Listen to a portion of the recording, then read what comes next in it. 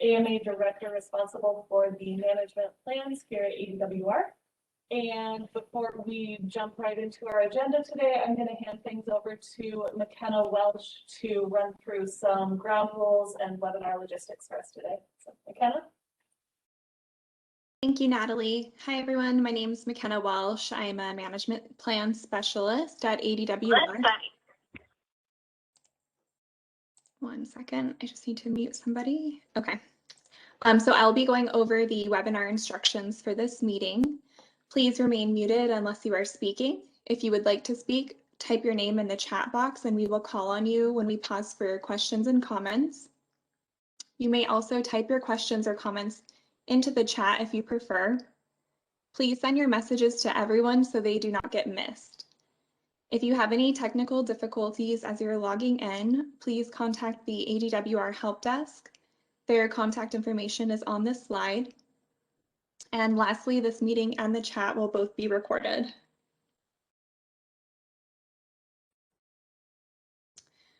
On this screen, you can see the link for today's questionnaire. We have these questionnaires for each meeting. All questions are optional. We just wanted to provide another opportunity for you all to provide input. You have 2 weeks to respond to the questionnaire, so please provide your responses by the end of the day on May 12th. And then I will also be putting this link in the chat box in a moment.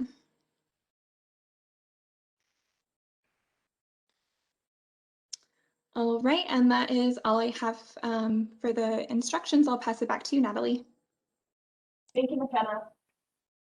So thank you everyone for being here. We have quite a big crowd here today, so we're really excited to dig into some of the information we have today and continue this discussion of our conservation programs for the 5th management plans.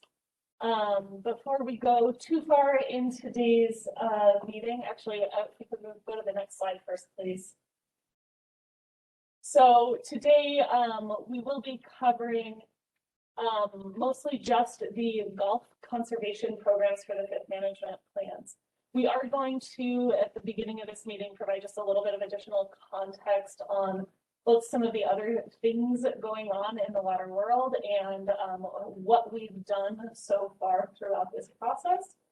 But the real substance of our meeting today is going to be focusing on some proposals for the 5th management plans conservation programs. So before we dig into those conservation programs, I'll hand things over to Director Tom Bishofsky here to provide a little additional context. Good afternoon, everyone. I'm Tom Bishofsky, Director of DWR. Wanted to give some context to folks about what we're all facing from the bigger picture perspective of water management in the state of Arizona, because it plays into what we're talking about here today, the golf management program for the 5th management plan. The need to increase our conservation and decrease our groundwater withdrawals. I'm seeing over 340 people on this call, which really makes me happy. We are coming down the home stretch in our discussions over this program. So I'll start by saying I applaud the good work of the golf industry to date in managing golf courses, but it's time to raise the bar. And the law recognizes that we need to do so. Can you please make sure you see the water from the pump?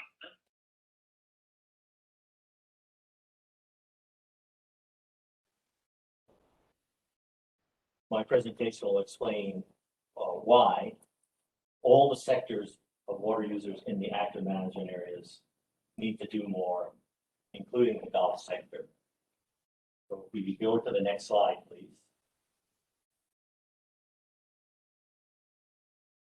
So this is a quote from Governor Ducey when he signed landmark state legislation January 31st, 2019,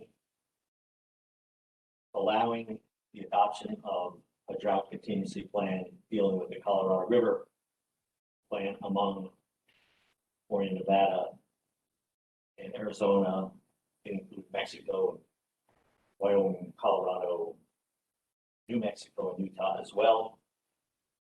Plan also had, as part of it, an Arizona implementation plan that was designed to partly mitigate impacts of the reductions in use that we thought might be coming from the Colorado River issues. That plan has been a success, but unfortunately, Lake Mead and Colorado River keep declining. We are on the verge of taking very large reductions in our Colorado River water use starting in 2022. Without the plan, we would already have been there, or worse than what we're going to see in 2022. So the next slide, please.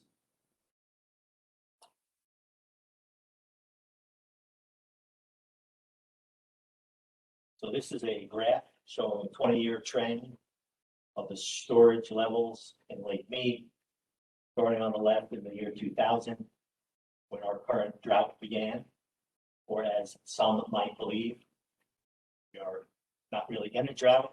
We are looking at the long-term effects finally hitting us from the drier future, climate change. So again, as you see in rivers in the western United States, there are some upticks and downticks, but the overall trend 2000 until our projected 2023 end date is clearly down. And you see the colored lines on this graph. Those are various triggers. The yellow line is a requirement for Arizona to contribute 192,000 acre feet of water to Lake Mead under the drought contingency plan. That next brownish line, we're projecting out for 2022 that we're going to hit the next trigger level, elevation 1075 in Lake Mead, in which case we lose another 320,000 acre feet of water. So in the year 2022, we're looking at a reduction of 512,000 acre feet of Arizona's Colorado River water. Essentially, that impact is going to fall on the Central Arizona Project, AMAs, Tucson, Phoenix, and Canal. And then to make the story even potentially worse, you continue to look at the dashed blue line out to 2023. It's approaching the next trigger level of 1050. We are projected to be 1/3 of a foot above that 1050 trigger for the calendar year 2023. If we hit that trigger, we're going to lose another 80,000 acre feet of water. And what's even more telling in this trend line, that 1050 elevation trigger, which we call tier 2, a month ago, the projections were not 1/3 of a foot above that trigger level. It was 5 feet above that trigger level. So this trend of the river hydrology going in the wrong direction and elevations of Lake Mead falling are getting worse, not better. So we can go to the next slide.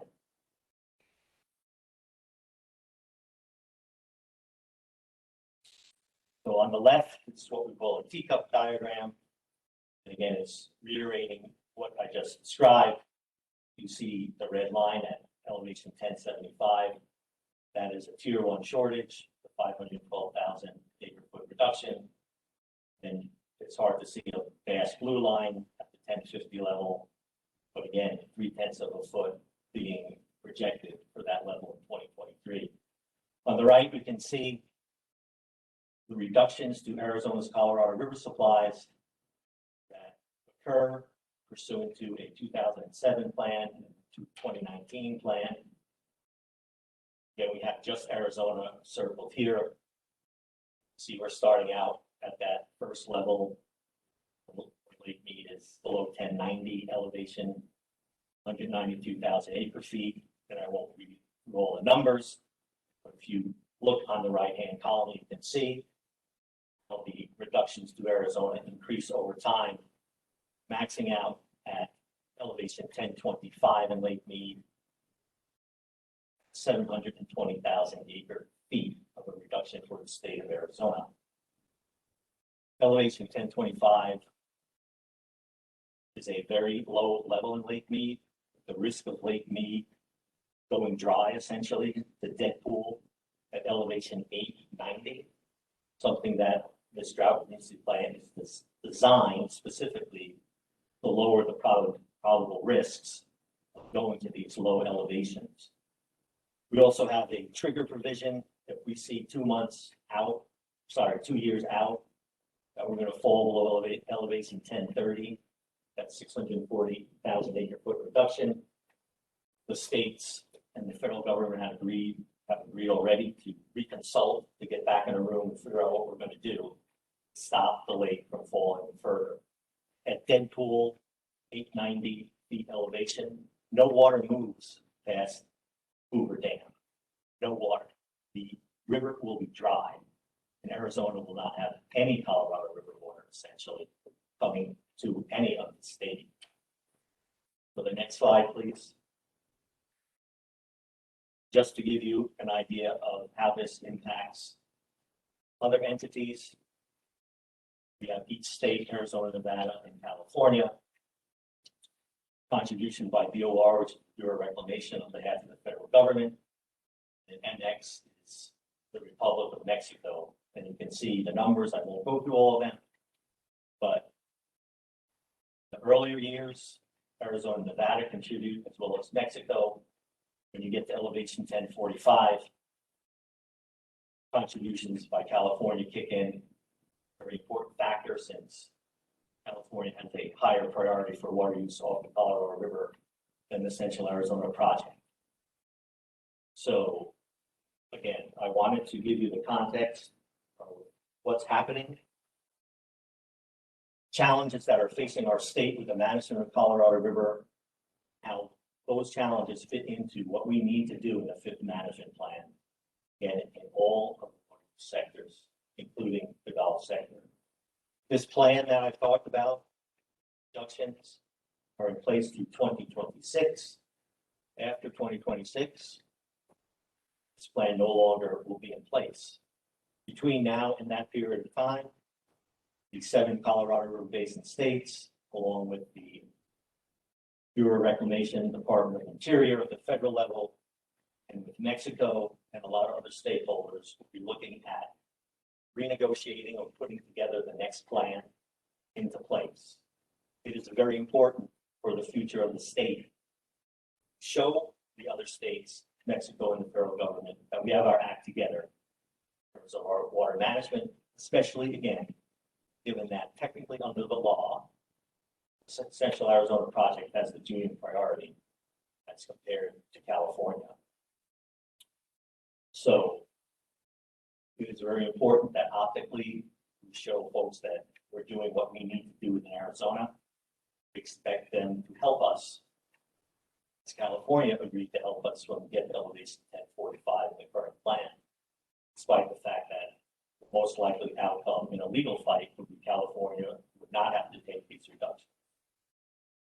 So again, sharing the challenges that are facing all of us, asking all of you who are on this call, which I now see is over 400 people, move forward and find some additional conservation, some additional reduction in groundwater withdrawals in the program for the fifth management period for the golf industry. So with that, I think I will turn it back to Natalie to continue through the agenda. Thanks, Tom. If we could go to the next slide, please. So I'm going to cover just a little bit of information from previous meetings, kind of where we've been and where we're going here. And I'll also talk through a little more information on the timeline for the fifth management plans. If we could go to the next slide, please. As Director Ushatsky mentioned, so we do have a requirement under the statutes to design the conservation programs and the management plans to reduce withdrawals of groundwater. For those of you who have been to the prior meetings here, you've heard me say that dozens of times now. This is kind of our guiding principle for all of the work that we're doing here is this reductions in withdrawals of groundwater. We're trying to find these reductions in all sectors in order to. Do you want to hear this? If I can turn this off. No, it's okay. Thank you. You can just. Just a reminder, if you're not speaking, please do try to remain muted. And McKenna will help keep people muted as we go. Thank you. If we could go to the next slide, please. So when that requirement was put into place in the groundwater code, we did recognize that the risk that drought and potential shortage posed for the citizens of Arizona. And in these meetings developing the fifth management plans, we are working to find conservation in these specific sectors to work toward the goals of the AMAs and help find additional conservation. So in the past meetings of this group, we worked through the existing conservation programs, the conservation programs that were in place for turf, both golf and non-golf facilities for the third and fourth management plans. And we discussed what we saw as the issues with those structures. Using those identified issues, we laid out a number of goals for developing a new structure under the fifth management plans. So today, where we're going, at our last meeting in February, we did present a proposal package for the fifth management plans. We've heard from some stakeholders in the community since then. And so we wanted to come back and have additional discussions here on that proposal and also an alternate proposal. So Amanda will present on that a little bit later in the meeting. Our next steps here are going to be to finalize this program. I'll talk in a minute here about our timeline for the fifth management plans. But ultimately, we need to be moving forward in a timely manner in order to adopt the fifth management plans by the end of next year. If we could go to the next slide, please.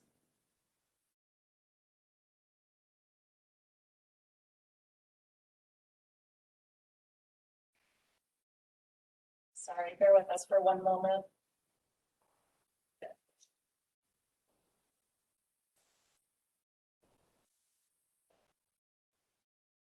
While I'm doing that, this is Director Bishotsky. I will answer the question in the chat, and the question is, explain why California does not contribute to the reductions for the first three drop levels.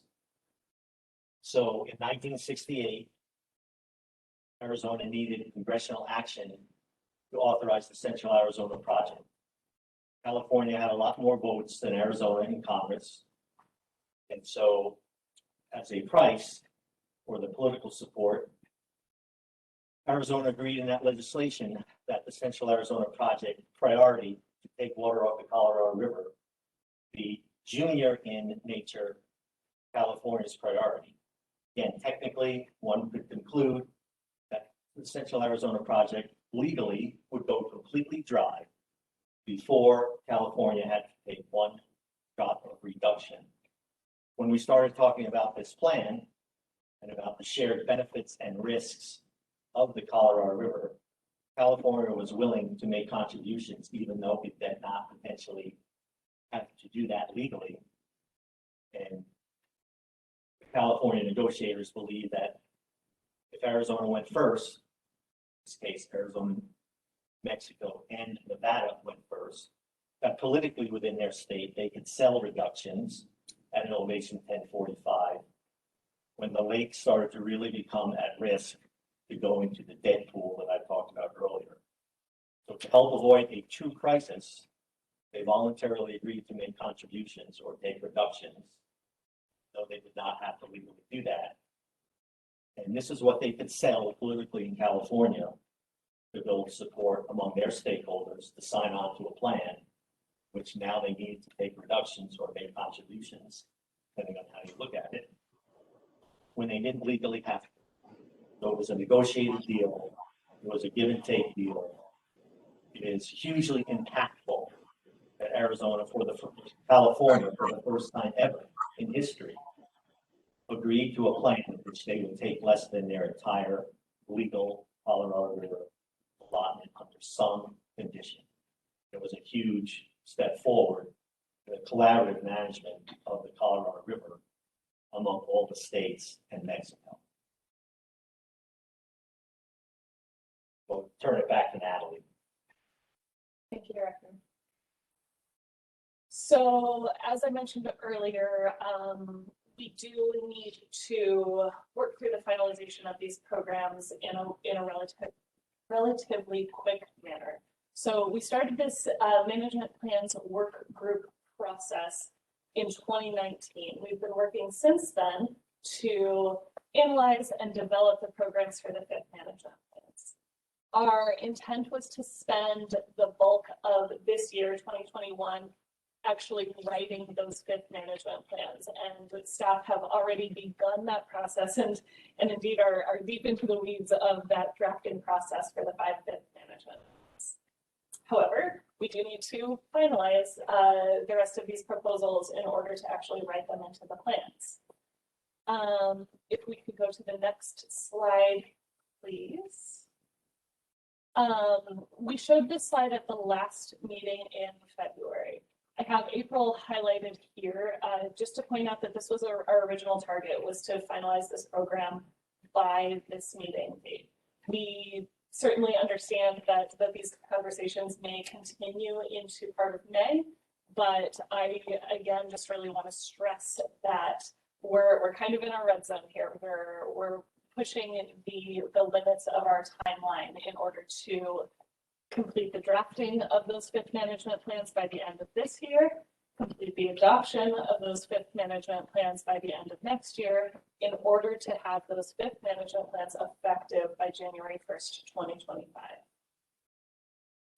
Next slide, please. So as I mentioned, we are kind of in the midst of drafting those fifth management plans right now.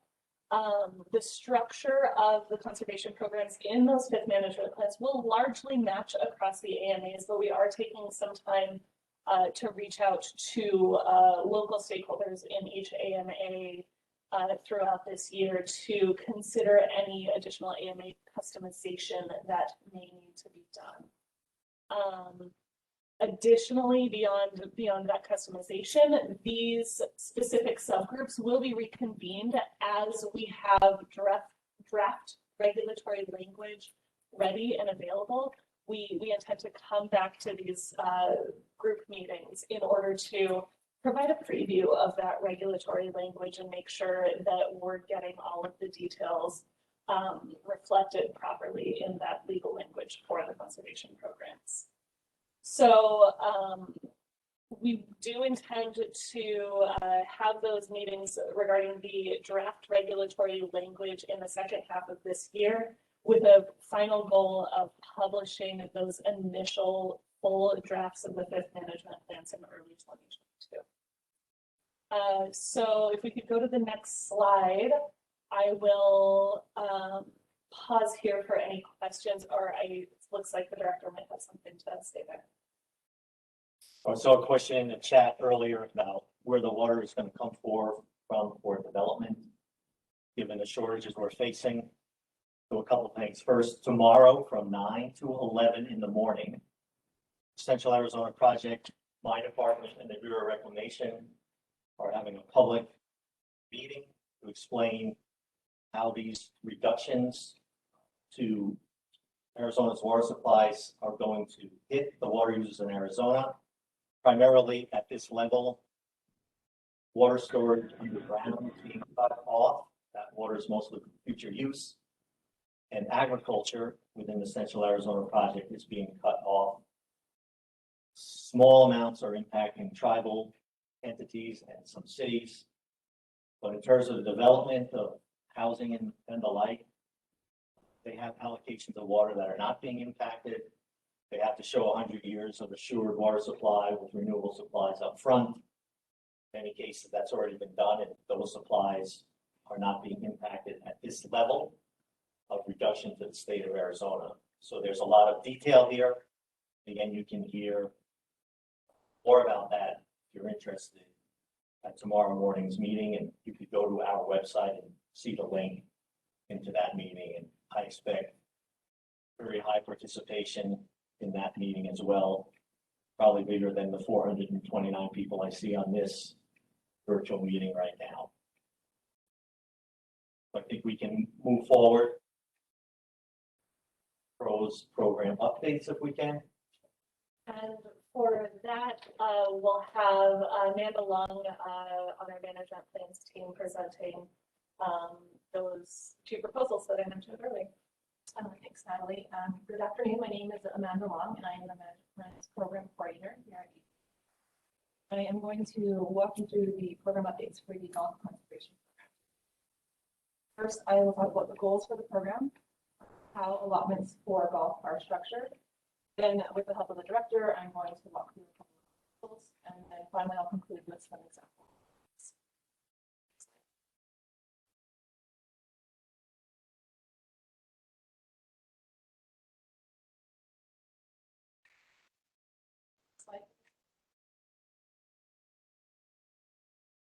So when talking about the potential updates to the golf conservation program, we have several goals throughout this process. The first is statutory.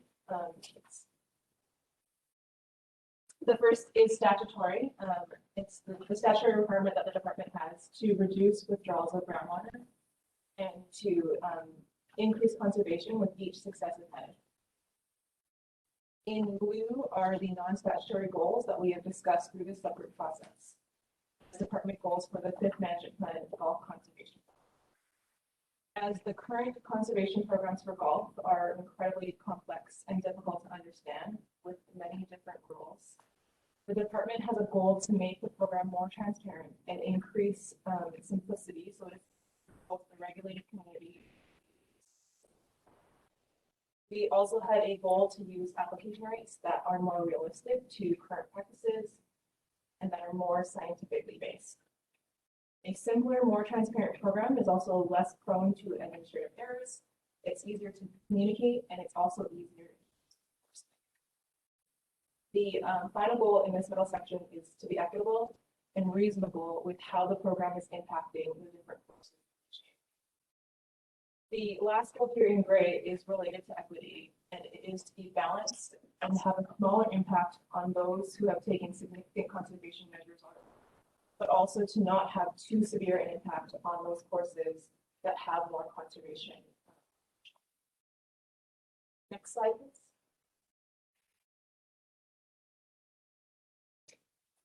So there's a lot to consider when designing the structure for setting the allotments in the 5th Management Plan. Ultimately, the design of any facility level allotment is to allow each course the flexibility to manage their allotments in a way that fits their business needs. The allotment structure is a theoretical calculation, a method that we use to set the allotment for each course. The allotment does not prescribe what has to be done on the ground in each facility, but rather ADWR creates an allotment based on the acres existing.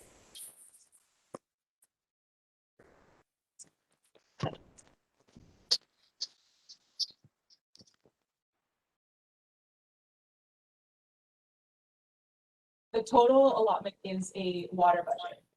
Again, it is not meant to be prescriptive, but rather it is a water budget that is intended to be a limit for the entire facility. The structure gives an allotment, a water budget that recognizes that courses are not the same and allows flexibility on how courses are managed. In other words, how the course chooses to use the allotment within their facility is up to the individual facility. On the right of this slide are several variables that ADWR has been working with to develop methods to calculate the allotment.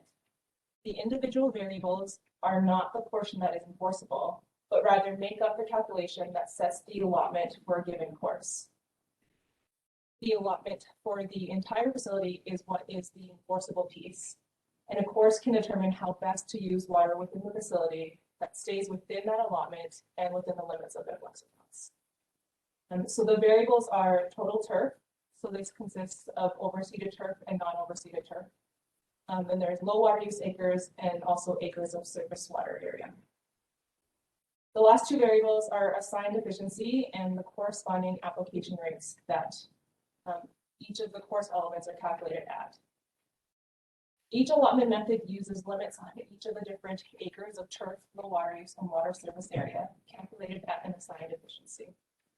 The assigned efficiency is not necessarily the same as on the ground efficiency at any given course. We recognize that efficiency of a course varies significantly based on several variables: edge effect, elevation, soil type, water type, and other factors. Ultimately, though, efficiency is another portion of a theoretical calculation, something used to calculate and assign the final total allotment to each facility. The variables can be combined to create an allotment. And as you can imagine, there are many, many different ways that these variables can be combined. So the final allotment isn't driven by one specific variable. Instead, it is how those variables are combined that creates the allotment. The end result of a conservation program for golf is one that meets the goals I outlined on this slide. This means that each combination of variables that meets the goals has unique trade-offs. Throughout this process, staff has looked at many iterations of this allotment method, adjusting the variables in different ways to fit AWR goals. Each iteration has a unique combination of variables that each have its own trade-off. So I'm going to walk through 3 of these iterations today, and the director will help me in describing some of these trade-offs in each iteration. All of the proposals discussed today are specific to the Phoenix AMA, but the proposal for the Prescott, Pinal, Tucson, and Santa Cruz AMAs will follow a similar structure. Next slide. So in the last subgroup meeting in February, we introduced this 3-part proposal. Part 2 and 3 on the right of this slide include no change to the effluent adjustment and some very minor changes to the allotment additions. Part 1 was the allotment method. This allotment method, as shown on the left of the slide here, is written for an 18-hole course. So this would be adjusted if the course has a different number of holes. The method creates 2 course categories labeled here as C1 and C2 with different turf acre limits for courses that are under 90 acres, so C1, and then courses that are over 90 acres, so C2. This method also incentivizes courses to be under 90 acres as the allotment is more generous to those smaller courses. The method is more generous by having a higher number of overseeded acres calculated in the allotment for courses that are under 90 acres and a lower amount of overseeded acres calculated for courses that are over 90 acres. So this is 65 acres for category 1 and 50 acres for category 2. The remaining acres up to 90 are accounted for at a lower non-overseeded rate. At the same time, this proposal reduces the impact to courses over 90 by still considering some of those acres that are over 90 to a limited amount. This is the additional turf category, allowing up to 5 acre-feet per hole at a limited rate. And similar to all the allotment methods that we'll talk about today, this method includes some allotment for low water use acres and water surface area. The water surface area method is unchanged from the 4th management plan. So the results of this are shown in that chart kind of right in the middle of this slide. They are displayed as a change from the 4th management plan allotments and are split into courses that are currently regulated. So these are the courses that use some level of groundwater, as well as all courses in the AMA, the right of that chart. We have had many questions in the past of why we might want to look at all courses rather than just the courses that use groundwater, so the courses that AWR has regulatory authority over. As the director described at the beginning of this presentation, Arizona is transitioning to a drier future, and we are anticipating changes to our portfolios over time. So it is reasonable to look at the possibility that courses that are not currently using groundwater may have the potential to use groundwater while the 5MP is effective. Additionally, since we don't yet know how long the fifth management plans will be effective or what comes after them, the program that's adopted needs to be adaptable. So it's important when developing a conservation program to look at all courses, those that are currently using groundwater, as well as those that will have the potential to use groundwater in the future. The results of the February allotment methods show a slight increase from the fourth management plan allotments for all courses and also for those courses that use groundwater. So when comparing this February proposal against the goals that I outlined earlier, this proposal results in increased conservations. As I just mentioned, the allotments decrease. It is significantly more simple than the allotment method currently in the fourth management plan and incorporates more realistic application rates. And finally, for the third goal, it is balanced with a smaller impact to those smaller efficient courses and a less severe impact to the larger courses. So with that, for the February proposal, I'm going to turn it over to the director to talk about some of the trade-offs of this. Thanks, Amanda. So I'm also watching questions in the chat. There was a couple of questions about taking into account current efficiencies and current reductions in turf. And I would just say largely, we have taken that into account. So if you look at this chart, and you look at reductions we're asking for, 3.1% for the groundwater courses, 2.2 for all the courses. That is a very small reduction in groundwater use when you look at what we are required by statute to be doing with reducing groundwater withdrawals. That is there, and it's small because we do recognize much of what's already been done in the golf industry with efficiencies, with how well the water is managed, and that some turf has already been reduced. There was a question about water rights and whether or not you could be penalized if you have water rights in excess of your allotment. If you are using 100% surface water or 100% reclaimed water, you can exceed your allotment without penalty. But if you have one molecule of groundwater in what you put on the golf course, you then are subject to penalty if you exceed your allotment. So some other observations about this February DWR proposal. You see on the right, there was no change as compared to the fourth management plan for the effluent adjustment. So we recognize that many courses use effluent reclaimed water. They rely on that. There's been a long time incentive for using reclaimed water effluent, in which you do not count 1 acre foot of effluent as 1 acre foot of water.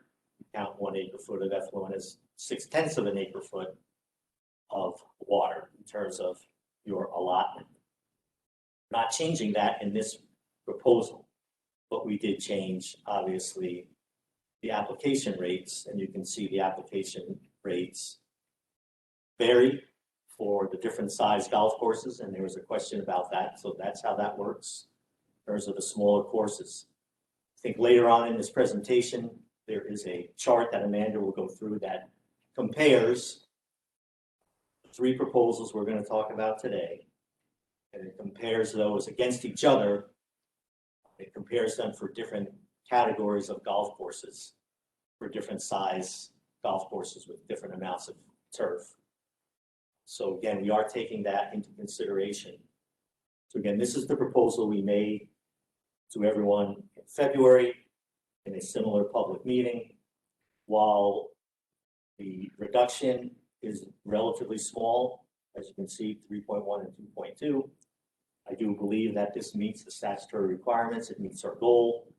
Also meets the goal about equity. We recognize that in some cases, what this really means, and you'll see it later, some courses that are going to get more water than they had in the fourth management plan, and some courses less. And generally, the smaller courses, as we had the question in the chat, are going to get a little bit more water, and the larger courses are gonna get less.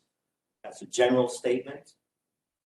Each course has to look at how they'll be impacted by this, and we have a calculator that we'll talk about later that will help you be able to look at how that might impact your actual course.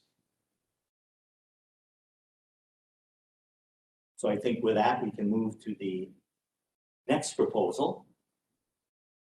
And I'll turn it back to Amanda to do so. So as we mentioned in the last meeting, we have been meeting with a group of stakeholders to discuss the conservation plan for golf. They presented at the previous subgroup meeting in February and again will later on in this presentation. The Alliance group proposed an allotment method in response to the proposal we presented in that February meeting. This chart, again on the slide, shows acres for an 18-hole course. So this proposal removes the two different categories and instead uses the same method for all courses. The Alliance proposal increases the application rates for turfed acres and includes a greater number of overseed acres at 75 rather than 70. At 75, and then non-overseeded acres are included for 15 acres from 75 to 90. The proposal carries forward the incentive to be below 90 acres by not calculating an allotment for acres that are over 90, or what we are calling additional turf on this slide. Instead, courses that are under 90 will get a more generous and often higher allotment. So the impact of this proposal falls largely on those larger courses. Whereas in the February proposal, the allotment for these additional turf acres are calculated at a limited rate and up to 5 acres. The allotment for water surface and low water use acres will remain the same. So the results of this one are shown here to the right of the slide. The Alliance proposal does show an increase for facilities that use groundwater and are therefore regulated. However, for all courses, this shows an increase in allotment as compared to the fourth measure. So in terms of how this proposal meets the ADWR goals, this method does simplify the allotment method even more so than the February proposal did by removing the two course categories, and it does use more realistic application rates. It does not, however, meet the equity piece well, as the impact is mostly on the largest courses, with many small to medium courses getting sometimes large increases to their allotments. Finally, this does not meet the increased conservation goals, as it does not increase the allotment for all courses. Therefore, this is not a method that we will move forward with. And I'm going to go ahead and turn it over to the director to talk more about the trade-offs of this Alliance proposal. Again, before I start, I'll try to address a couple of the chat things I'm seeing.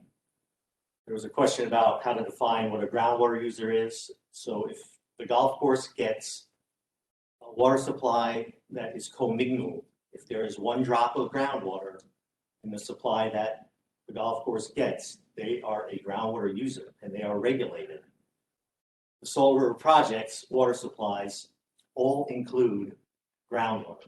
SRP delivers surface water and groundwater in combination.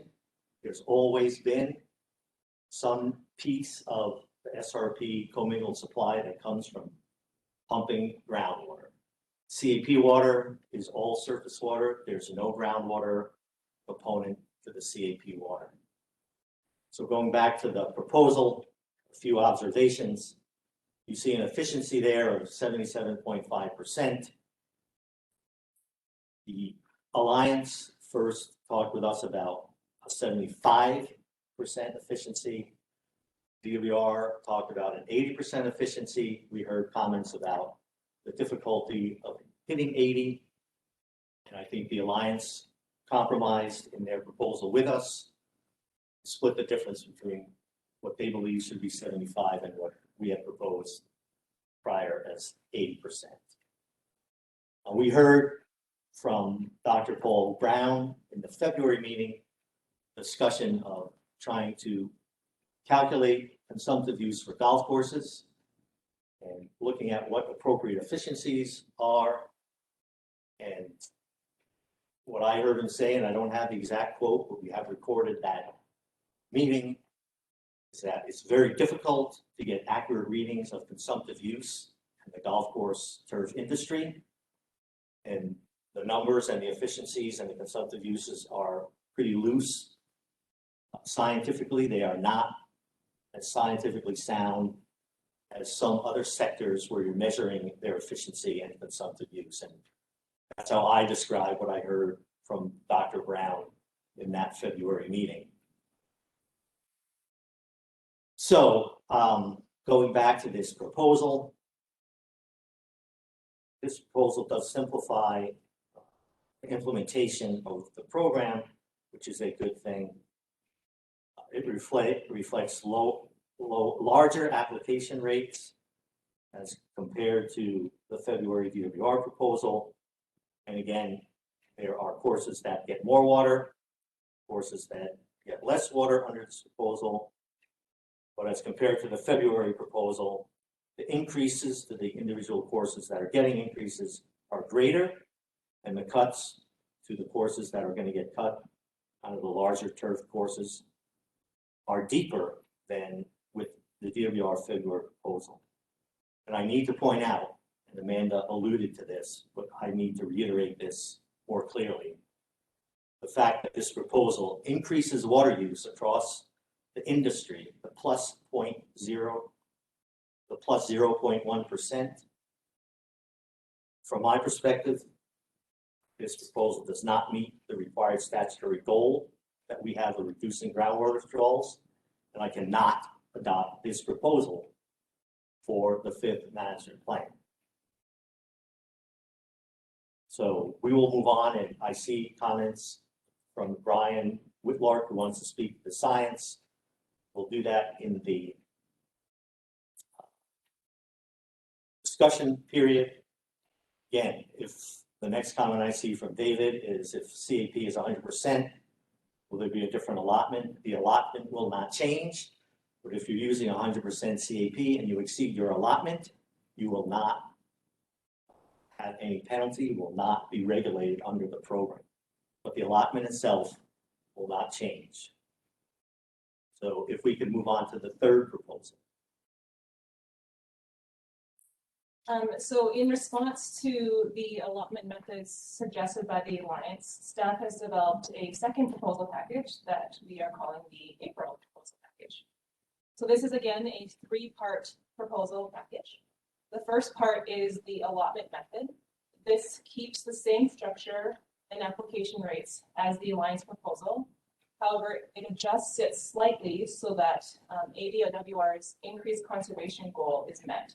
And there is a decrease for both courses that use groundwater and all courses. So this keeps the same structure of one method for all courses, but changes the number of overseeded acres calculated to 70 acres for an 18-hole course rather than 75 acres. And the non-overseeded rate would be for the acres between 70 and 90. This method keeps the incentive to remain under 90 acres by not including acres that are over 90 or the additional turfs in the calculation on the slide. You can see that in the results, this proposal results in a decrease for both courses that use groundwater and also for all courses. Part 2 of this proposal is a change to the effluent adjustment, which is highlighted in that box in yellow. Changing the effluent adjustment has been something that we have discussed in previous meetings. However, it is not an item that we changed for the February proposal package. However, as the April allotment method increases the allotments as compared to the February proposal, we are proposing changing the effluent adjustment to bring the level of conservation to one that better meets ADWR's goals for increased conservation. This change to the effluent adjustment recognizes the change in value of effluent. In previous meetings, we have talked in detail about how the value of effluent as a water resource has changed over time. It is important to note here that a change in the effluent adjustment would only impact courses that use effluent and also some level of groundwater. So this does not impact courses that use 100% effluent, nor does it impact the courses that use only effluent and some level of surface water. To be impacted by this change, a course must use both effluent and groundwater. So for example, in the Phoenix AMA in 2018, this would impact 14 courses. What we are talking about here today with the effluent adjustment is related to golf courses, but a change to this adjustment would also impact the non-golf turf facilities. And then finally, the third part of this proposal package remains unchanged from the February proposal, some minor changes to the allotment additions. So comparing this proposal with ADWR's goals, the April proposal results in increased conservation. It's simple, it's easy to understand, and it does use more realistic application rates. This proposal does not quite meet the equity goal as well as the February proposal. However, this is a structure that greatly simplifies the method and fixes some of the complex flaws in previous plans. And staff acknowledges that with those deep cuts might apply for administrative review or administrative variance, and granting these will help with the equity of this proposal. So again, I'll pass this to the director to further elaborate on the trade-offs of this proposal. Thanks, Amanda. So first I'll say DWR chose to modify the Alliance proposal to determine if modifications could result in a program that might meet the statutory requirements and our goals. This proposal, this April proposal, more closely matches DWR's February proposal, but it still has large increases in allotments. It still has large reductions in allotments for those categories we already spoke about. But the differences aren't quite as large as they are in the Alliance proposal. We recognize that no allotment for turf over 90 acres could be a very tough outcome for the golf community, for the golf industry. Amanda mentioned administrative reviews and variances. So one of the challenges we have is to put together a program across the board that works well and creates equity for as many courses as we can. We recognize that there might be unique circumstances to any individual course. And that is what the admin review variance process is for. Having said that, I recognize the burden on both the regulated community and on the staff of DWR to work through administrative reviews and variances. And we'd like to minimize that as much as possible, but we really cannot have a program which we tailor the base program for the golf industry to each specific golf course. So again, we're trying to put together a program that works relatively well across the board, knowing that we can make individual adjustments through those processes I described. I also want to point out that we are aware and have already heard some feedback on the effluent adjustment. We've heard that effluent incentive, the 0.6 acre feet that we talked about earlier, is hugely important to the golf industry. Certainly would like to hear more about how that change in this proposal would impact folks.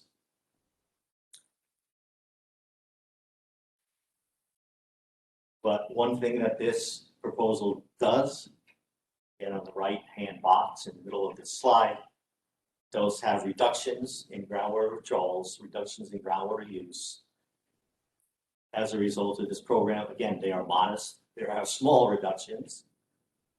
I saw a question earlier in the chat about what's our goal. Is it 1%, 2%, 10%? From my perspective, it should be as much as we can achieve under the golf program, given all that is happening with our water supplies. Yet again, recognizing all that has been done, and a lot of it has appeared in the chat, efficiency increases, turf reductions that have occurred since the Groundwater Management Act was put in place. We're willing to go down a path of these, what might be considered by some to be very small reductions, but what I've heard from the Alliance and others are still impactful in terms of the economics that could play into making those reductions for the golf course industry. So with that, I think we'll go to the comparative chart. Amanda?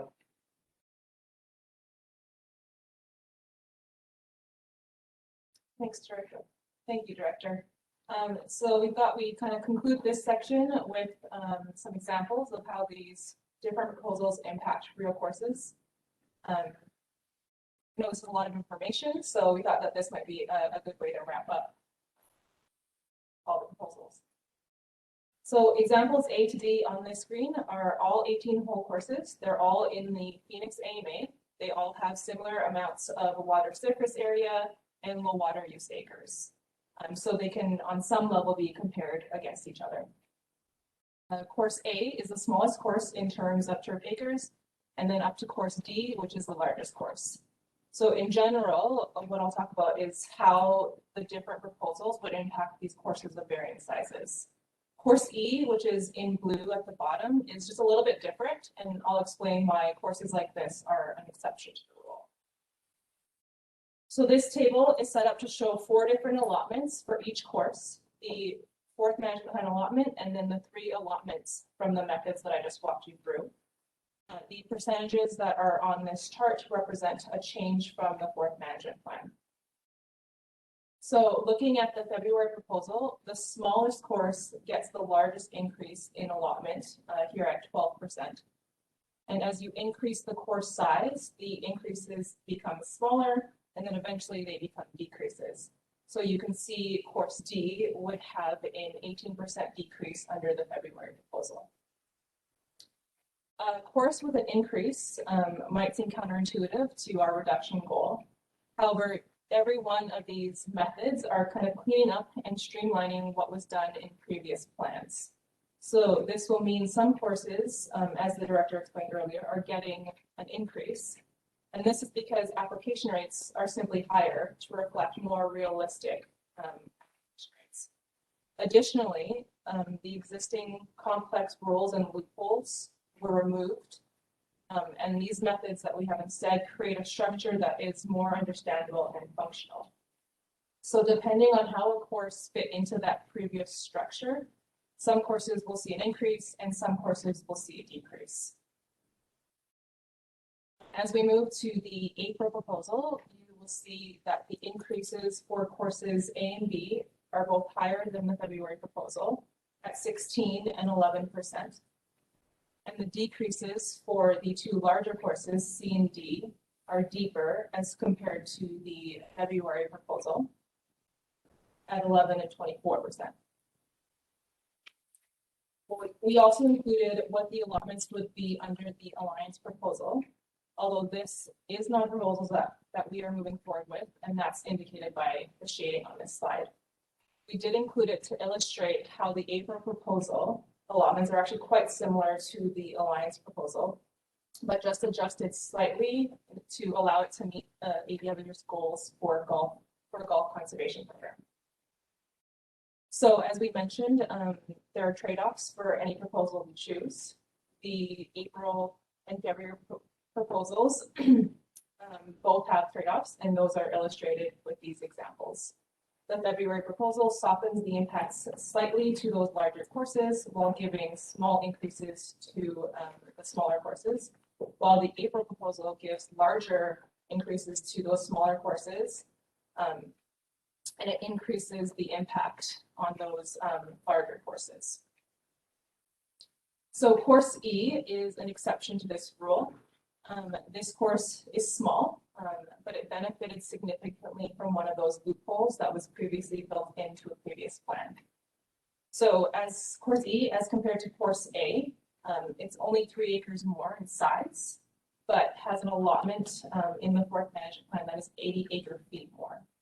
So because we removed the loopholes and the complexities of the previous plans, although the application rates have increased, this course would actually see a decrease in all 3 proposals. So we'll go ahead and move to the next slide. So the five course examples that I showed in the previous slide might not reflect your specific course. So we created these calculators that will allow each course to see what the impact of each of these proposals is. So along with the calculator, it's already been up since the February subgroup meeting, which is on the left there. We've also created an allotment calculator for the April proposal. Using these two calculators, you can compare the two proposals and see the impact that each of these would have on your own course. The calculator requires you to enter your course information on the left boxes, and it will populate an allotment on the right. The calculator is available on the Fifth Management Plan's concepts page in an Excel workbook, and each proposal is on a different tab in that workbook. And the link is up here on the screen. Thanks, Amanda. So before we move on, I want to address a couple more of the chat questions that I've seen. If you could scroll a little bit, yeah, stop there, please. So yes, this program would apply to the municipal golf courses the same way they apply to private golf courses. Again, keeping in mind no penalties for total surface water, 100% surface water, 100% effluent reclaimed water use. We put up a link in terms of the non-golf turf programs. In terms of an incentive program like the Las Vegas Valley Water District, Southern Nevada Water Authority, first you would need a funding source like they have, which I don't have. But more importantly, the genesis of that program was that in the early 2000s, Nevada's 300,000 acre-foot Colorado River entitlement was being exceeded by 25,000 acre feet. They were in a crisis mode in Nevada, exceeding their allocations without any cuts under the shortage criteria or the drought contingency plan. So they had a great incentive to very quickly reduce their water use. Otherwise, an outcome could have occurred in which the other basin states like Arizona or California would have insisted that the United States government not deliver more than 300,000 acre feet to Nevada, which essentially is all in Las Vegas. So they had a big problem on their hands. They had a pot of money to help their problem, and they started paying people to remove turf. We're not in that same situation here. And I do not have the funding to do such a program. Any other chat things that I've missed here before we move on? Okay, go ahead. So we also see a question in the chat about multi-course facilities. The rates that you saw on Amanda's slides were based on 18-hole courses. There is a provision in the management plans currently allowing multi-course facilities to combine their allotments across those facilities. We anticipate that that will be carried forward. So each course would be calculated individually, and that those allotments would be combined similar to how they are. So let's move on to the next slide, please. So we, DWR, as Amanda went through, did present the Arizona Alliance for Golf proposal. That was the second proposal. I want to give you some background in relation to our discussions with this group. And again, then we will allow the spokespersons for the Alliance who are listed here to speak to their proposal or comment, etc. So last November, this group reached out to DWR and asked if they could meet with us, talk about the golf turf program. We've had 11 meetings with them. I have been part of the last 5 of the meetings personally, and before that, it was my staff. To give some context, we had a similar request in the agricultural fifth management plan process. And DVR met with an ad hoc group of agricultural stakeholders to work through similar discussions and proposals as we did with the Alliance. And I found the meetings with the ad hoc group of the agricultural community to be very informative and very valuable. And we rolled up those discussions into the broader public meetings with the agricultural community for the fifth management plan. And I thought it worked very well.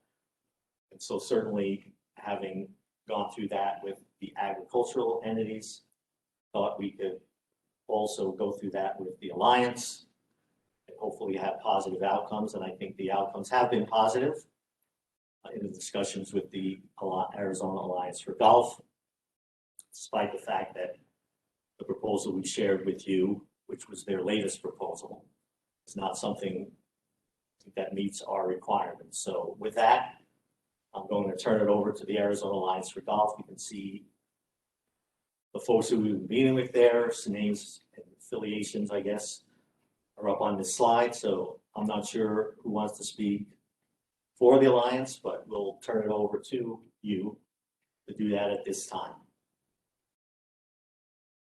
Thank you, Director. Appreciate the opportunity today. My name is Katie Prendergast, and I'm with Horizon Strategies here today on behalf of the Arizona Alliance for Golf. The Alliance was formed to bring unity and cohesion to these really important conversations with the department, and the Alliance has been working closely with the Cactus and Pine Water Committee, Troon, the Arizona Golf Association, and other industry leaders to utilize their deep subject matter expertise as we have these conversations. As the Director noted, members of the Alliance have been meeting with ADWR for the past 6 months to attempt to find a workable proposal for the fifth management plan, one that provides the water necessary for courses to remain economically viable while enabling the department to meet its statutory requirement. Based on today's presentation, we don't have the same perspective as the department, and there are clearly gaps we need to work through based on what was discussed. We haven't reached consensus yet, and the Alliance has been focused on data quality and actual water usage numbers, the importance of science-based decisions, tailoring a plan that takes existing conservation into account, and ensuring we have the time necessary to get this right. I know that there are many Alliance members and other industry leaders on the call today who would like the opportunity to personally share those comments regarding the proposals that the department has shared. I know that that feedback is really important to the department, and in the interest of time, I'd like to turn it over to Rob Collins from Paradise Valley Country Club and fellow Alliance member for some brief comments before we can hopefully move quickly into the public comment period. Thank you, Katie. I'll be really brief. It's so great to see so many people joining this meeting. That's just fantastic for the golf industry. Just a few quick points. Our industry is naturally predisposed to saving water. We're literally at the back door of so many homes throughout Arizona where we operate in a fishbowl. Everybody sees what we're doing. We can't turn on a sprinkler without everyone seeing it and questioning whether or not we're wasting water. Water's expensive, so it's critical to our businesses, and it's a major expense in terms of as much as many hundreds of thousands of dollars. The reductions by all of the user groups makes a pretty broad assumption, and that assumption is that we all have the same starting line. As I just described, we've spent the last few decades operating so visibly to the public that we are naturally water savers, and water regulation is something we certainly respect, but we're so visible that we're naturally water savers. The director mentioned Dr. Paul Brown and water use efficiency rates and things like that. I think that's critical information. It's really challenging for all of us to achieve the water use rates that we've been talking about. And to Katie's point, I think it's vital that we really look at real world numbers.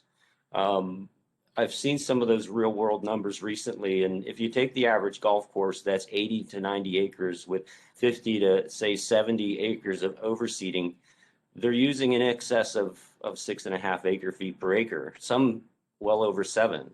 And these are excellent water users with well-trained staff doing a great job in producing the product that all of us love and people from all around the country seek out. And so I think it's vital that we take a look at real use numbers rather than being focused on plan-to-plan reductions. Thank you.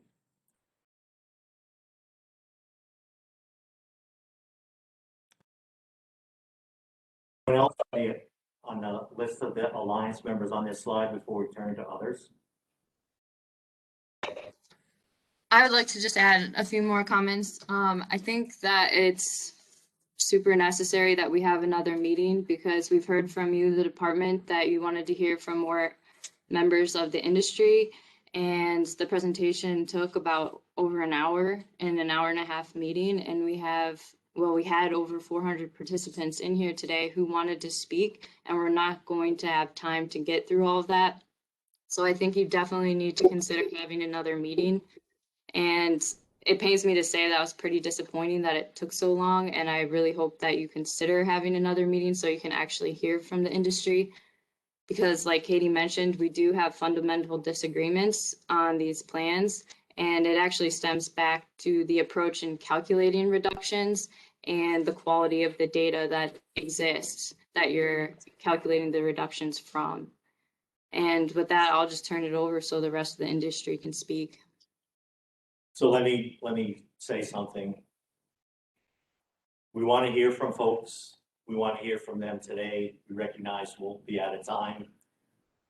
I think it was important that we went through the presentation in detail and went through each one of those proposals. We did, as we said at the beginning of the meeting, we have the questionnaire. There's an ability for folks to send us comments.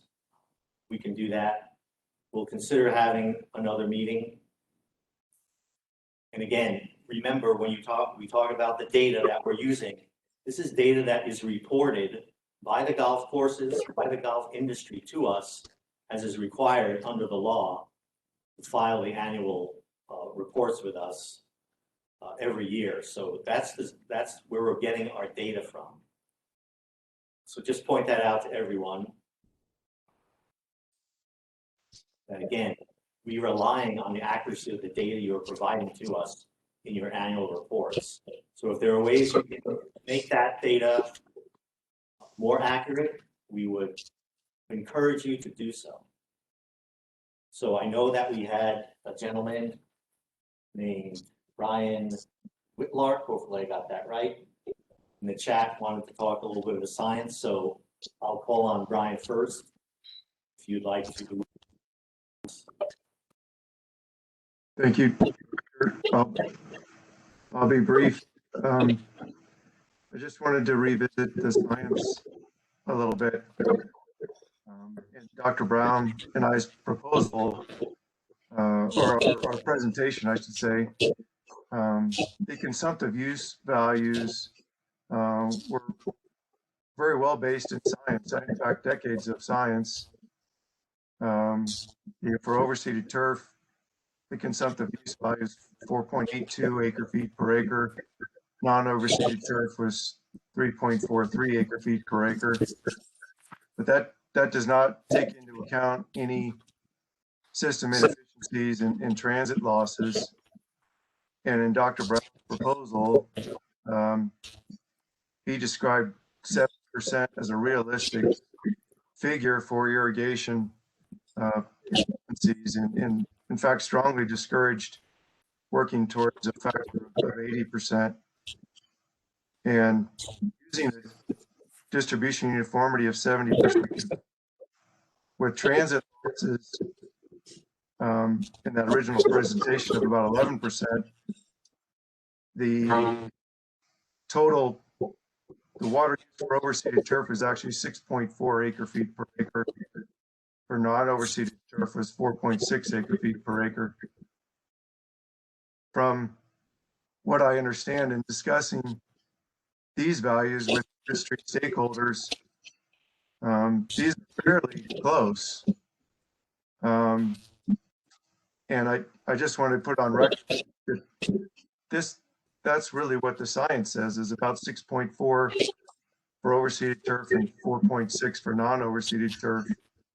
And finally, I'll say that unfortunately, the values that have been reported over the years are based on the first 4 management plans that were born out of error. That none of those plans used science to determine the water duty. In fact, they were based on flood irrigated, non-overseeded Bermuda grass. So Mr. Collins mentioned the starting gate. Unfortunately, Gulf has started these plans with a starting value that has been born out of error from the very beginning. So golf courses have been reporting numbers that are based on plans that weren't based on science. So I think we could make a really strong argument that we really need to pause, take a step back, and consider the science as well as what golf courses have been using, and use that as a starting point. Because as we phase through these management plans with small incremental reductions, I'm afraid we're basing this off of a non-science-based approach. Thank you for your time. I'll end there. Thank you. And I think what I heard is not inconsistent with what I'm about to read as direct quotes from Dr. Brown at the February meeting. And he expressed, quote, his frustration as a scientist that there are very few realistic measures of irrigation efficiency in the turf sector. You would like to see better science here, and would like to see someone take up this science. Nevertheless, we are required to calculate these allotments, to do these reductions of groundwater. We're using the best data we have, data reported to us by the golf course community. And yes, it's not 2020 data. Our reporting requirements for the annual reports require for the prior year to be submitted to us by the following March 31st. So we're still compiling that data at least from 2020. So we recognize we're a little bit behind, but that's the way it's going to be because of the way the reporting requirements are set up in the statutes. So in relation to the issue of taking a pause, we think that the proposals that we went through, the two of the three proposals, there are trade-offs in all of those proposals. We believe that they are potentially workable. There's certainly different impacts to different individual golf courses. I think our conversations with Dr. Brown basically are saying that the February proposal specifically is workable. I think that was the exact word he used. Workable doesn't mean that everyone can just move forward with that and without doing any improvements, achieve those goals. But again, we have to have a program that cuts across the wide variety of courses that are out there. And we have options through the administrative processes to address individual courses. In the chat, there was a comment about our questionnaire. And yes, the questionnaire does not include the Alliance proposal, because as I stated earlier, the Alliance proposal across the entire industry increases the use of groundwater. That is not something that statutorily I can agree to. I will say this though, we all have an email address on our last slide. Folks want to comment to us on that Alliance proposal, they're more than welcome to. If they want to go beyond what's in the questionnaire, they're more than welcome to. We will try to synthesize all the comments that you want to make to us, but we found in the past the use of the questionnaire elicits the greatest number of responses. It helps us process the information in a more quick and apples to apples kind of way. So trying to stifle anyone's ability to comment to us, and we'd be happy to take any comments that anyone has on any of the three proposals or any of the elements or issues that they think impact them or arise as a result of the discussions of this program. Hey, Tom, this is Mark Woodward. Can I say a few words before we end this call? Certainly, we have time. Okay, I just don't want to run out of time here because again, I think we interpreted what you said about Dr. Brown's comments a little bit differently than you did. Just much the same way we have a gap in what you're presenting versus what we're presenting. And it feels like there's somewhat of a misrepresentation, frankly, to me. Maybe I'm wrong, but this fifth management plan that we're talking about today is quite simply the biggest issue that golf has ever gone through in my career. I've been in this business 52 years. My family's been in the business 83 years here in Arizona. And this is so critical and so important because it's the biggest issue we've ever faced. Rushing any decisions related to the plan would not be good for the industry. It would not be good for the department or anything. It's critical that we get these decisions right and do it right this time and clean up the data and do everything to get it set us up for success in the future. Because potentially any decisions you guys make are going to be impactful to the golf industry for the next 10 years or more. So in order for us to be sustainable and continue with our $4.6 million or billion with a B dollar industry economic impact, we really think that we need to slow down, like some of the people have already said. We need a few more months to clean up the data. We need the department, in my opinion, to look at the big picture, to look at the return on investment that golf brings for the small amount of water that we use, less than 2% of the state's water supply. I want you to also think of the efficiencies that golf has already developed and implemented over the past 30, 40 years. In many cases, there's not a lot of room for improvement. We've already done more than most industries have already done. So we're way ahead of the curve when it comes to the industry's technological advances and environmental stewardship, particularly as it relates to what we're talking about today, and that's managing water. We're, like Rob said, we're recognized as industry leaders nationwide in this issue because of the tough growing conditions here in Arizona. This isn't only about preserving a natural resource and protecting and conserving and saving a natural resource, which we understand completely. There's no doubt about that. But it's also about preserving and protecting an entire industry, and that's the industry of golf. So we're asking you to slow down a little bit and see if we can meet more, like Bree said, and see if we can talk a little bit more about this. And I want to make sure that everybody knows on this call that the Arizona Alliance for Golf represents all of golf in Arizona. So there should be no misunderstanding about 2 or 3 people being on a virtual call with you talking about this, saying, oh, there's not enough interest from the golf community, because clearly there is when 400 people jump on a line like this. So understanding that the Alliance represents all of golf, including all the allied associations, is extremely important for the department to understand before decisions are made. So let's work together to ensure that decisions are well thought out and they accomplish all the goals of the department, which we agree. You have goals, we understand that, but we also have an industry to run, and we don't want to do anything that's going to jeopardize that industry. And I don't think the governor or anybody wants to do that, frankly. So we need to be able to efficiently and effectively operate these golf courses for years to come. We're asking, again, like they said, we're asking you to go back to focus on the science of this issue. You know, we as superintendents deal with the benefit and strength of science every single day in every decision we make when it comes to fertilizer applications, chemical applications, water, everything that we do, seed rates, everything we do is reliant on science, the good, strong science and data. If not, we would lose our jobs because we did something not according to a label or something. So the science backs everything up that we're doing. So I'm just asking to return to the science on this issue and not rely on years old data that is not accurate, like Brian said, in today's world. And frankly, that's not a good place to start when developing proposals for the fifth management plan and beyond. I mean, with this in mind, we need a base allotment that allows us to be successful as golf courses in the future. Then a goal that's in a rate that's actually attainable and sustainable. Again, based on science and what it takes to grow turfgrass here in the Southwest. That's critical because that's what the data was. Dr. Brown's data was based on. So again, it's based on science. That's what we want you to strongly consider going back to. Now we need the effluent credit. It can't be eliminated or adjusted. We need the low water use landscaping component. And these aren't just wishes that we're asking for. These are true needs in order for us to be sustainable as an industry. We as an industry have many questions also related to the department, how you're reaching your conclusions and developing some of your proposals.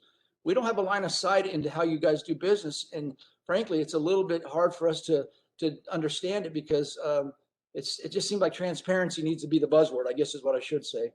So, and we all know that there's historical data inaccuracies that need to be discussed and addressed, not ignored, as we develop this fifth management plan. Because again, it is the most critical thing that's happened in the last 50 years in this industry.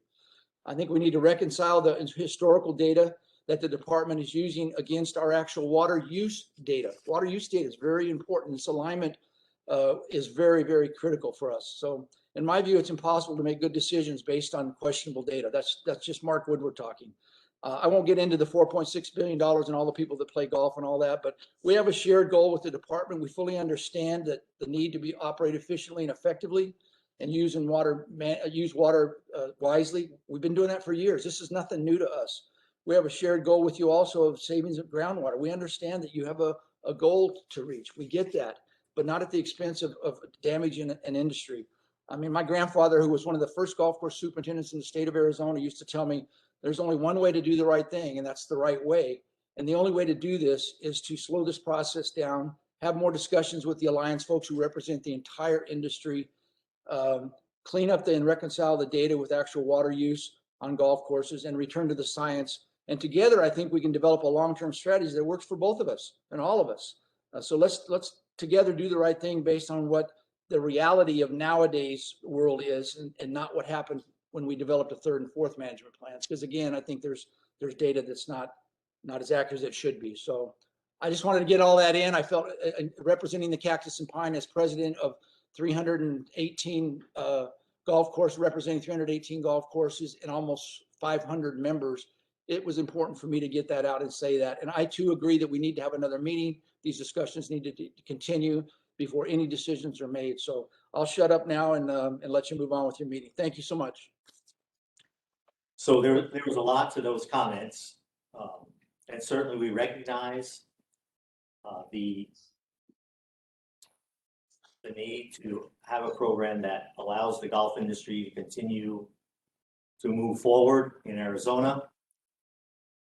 A lot of what these proposals include, when you look at the elements that Amanda went through, is there's the ability for you to pull on different levers for those elements and make some business choices about how much you want to use for overseeding, how much you don't want to use for overseeding. I think there's flexibility there for you to manage that allotment in a way that makes that allotment doable for, again, the vast majority of the golf courses. In terms of the data and the data differences, we've asked the Alliance multiple times in multiple meetings to share their data with us. And unfortunately, I haven't seen any of it yet. We'd love to have that data. We ask for it every time we meet with the Alliance people, but we haven't seen it yet. Hopefully, when we do see that, that'll help us make better decisions. And so I will say right now, we'll definitely have another meeting, but everyone needs to understand as well that we are under a deadline.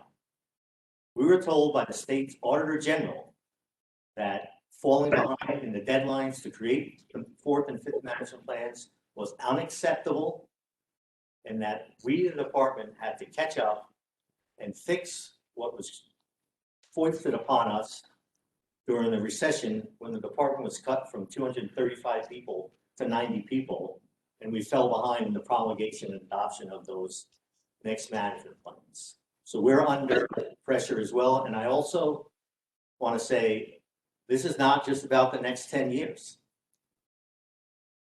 This is about right now, forever. The fifth management plan is the last management plan that we are required to promulgate under state law. If no additional management plans are authorized by statute, what we come up with here will be forever.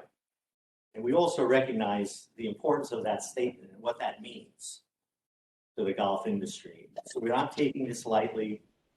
We do need to move forward. We do not have an unlimited amount of time. We've been working on this with the golf industry since 2019. So we will have another meeting, but we need to move forward and come to some closure very soon.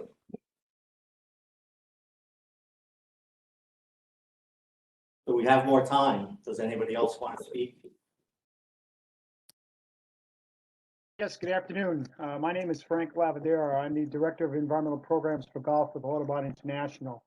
Our organization has been, for the past 30 years, been issuing third-party certifications for golf courses that are operated in a sustainable manner. We have over 2,000 members worldwide, including over 30 members in the state of Arizona. One of the 6 certification components in our program is water conservation. Our members strive to reduce water consumption on a daily basis. But even beyond Audubon International and our members, it has been our observation that all golf course superintendents are stewards of the environment, and all of those superintendents look for ways to conserve water, primarily in compliance with best management practices documents that have been published now in all 50 states, including the state of Arizona. Simply stated, again, these superintendents are looking to conserve water on a daily basis. But I think it's also important to realize that beyond environmental sustainability, water conservation and water usage affects the budgets that these superintendents work with at their courses. And for the water they can save, it certainly is a positive for their budget, so there's a real incentive to do that. I think given our review of the information, it really seems that your proposed rates impose unreasonable restrictions for golf courses, especially as they are compared to other sectors in the state. The proposed efficiency rates and credits for effluent water really do not appear to make a lot of sense. And we would hope that further discussion can take place for the 5th management plan. I think, again, in our observation has been that golf course superintendents use the water that they need for their courses, and typically not a drop more. I appreciate the opportunity to speak. Thank you.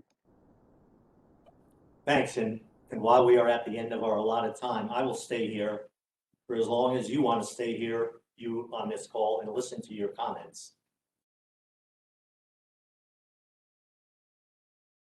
My name's Dr. Leah Brolman, and I've got a master's and PhD from the University of Arizona in agronomy and plant genetics about 40 years ago. And I have been actively working with golf courses and have seen the evolution of golf courses in the state of Arizona for 40 years. And have also stayed very up on the research that Dr. Brown did.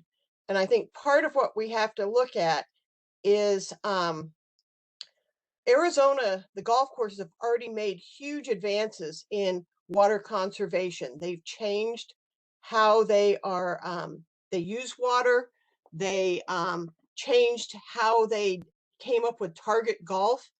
And it's like, because they've already made all these advances, that they're getting penalized and being asked to make even more drastic advances. And some of the older golf courses are some of the ones that concern me the most with these things, because some of them were not developed under the more modern system. I saw the first one go in about 1981, one of the more current golf courses. And what you have to think about is so many of these things on efficiencies and stuff, they were developed for flat sites with no traffic on them. And those sorts of things are very different than if you put traffic on a site, or if you have rolling sites and things like that. And I do think we need to have available more what sort of efficiency we really can expect and have viable turf actually exist. And I'm more than willing to work long on this, because I believe in what Arizona golf course superintendents have done and what they continue to do.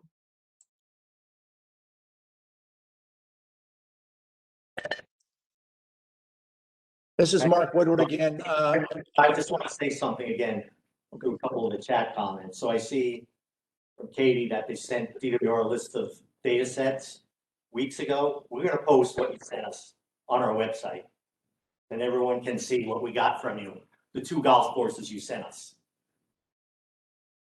And City of Peoria, again, the commingled system is where you have surface water, groundwater in that system. Reclaimed water systems by law are required to be separated from those other systems. So I agree with you. You can't have groundwater or water in the effluent system. You have purple pipe.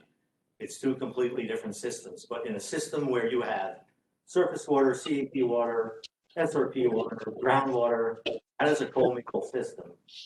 And if there's one drop of groundwater, you are going to be regulated. Director, this is Andrew Hitchcock. I wrote that about the commingled, and yeah, I was trying to get your definition on it. Here at Blackstone Country Club in Peoria, we are a Scheduled G2 user from the city, meaning that they file the report on our behalf. And so in 2015, it was reported that we were a groundwater user. However, that's not possible. So I guess I just need some clarification on, that data and where the disconnect is. Andrew, who would have reported that to us in 2015? The city. Okay. So, Andrew, this is Natalie Mast. In cases like that, if there's some question or there may be some error in reporting, we can work directly with you to make sure that the correct data is being reported and that we're recording things correctly. Yeah, like I said, as a Scheduled G2 user here with them, that's the policy and that's how they proceed. They file for us. And I think that just echoes some of the concern about the data that this has all been based on with the third and fourth management plan, and moving forward.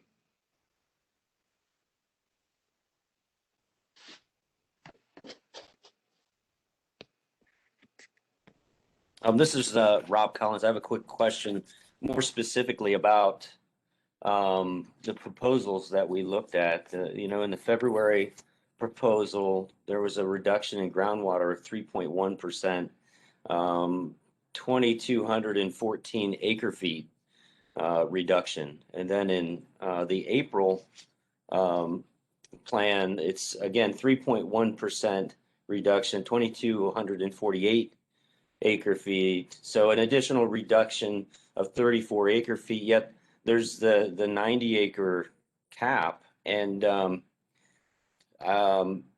where do we find the number of acres accounted for? If there's an acres, reduction capped at 90 for that April plan, are the acres above 90 accounted for in that reduction?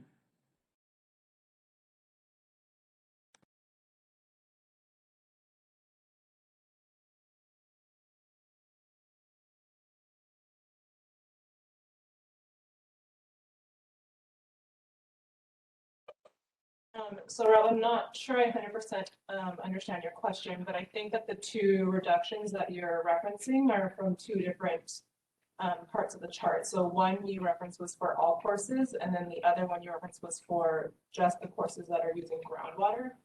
So because those are two different numbers of courses, I don't think that those two numbers are exactly comparable.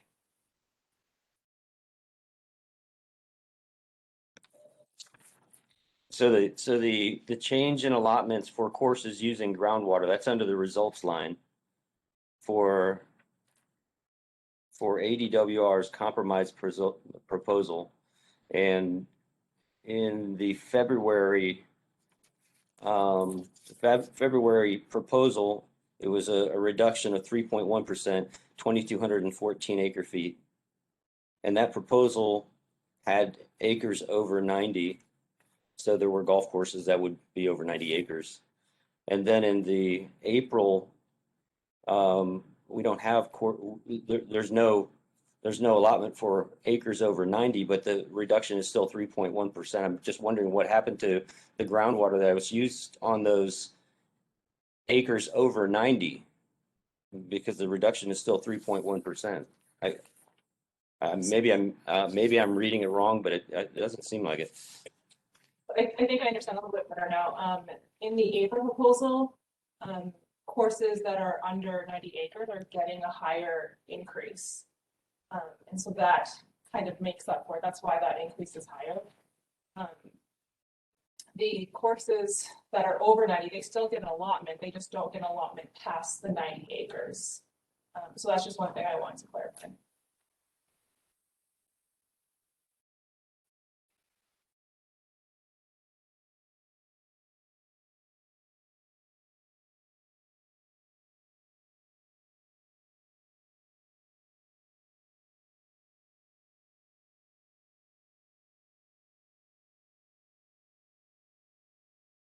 Hi, this is Mark Woodward again. I just was curious, does any of the folks on the water committee that for Cactus and Pine want to jump in and say something now? While we have a few more minutes, I know we're trying to wrap it up and get off the line here, but is there any other comments from anybody while we have the director and his staff online here?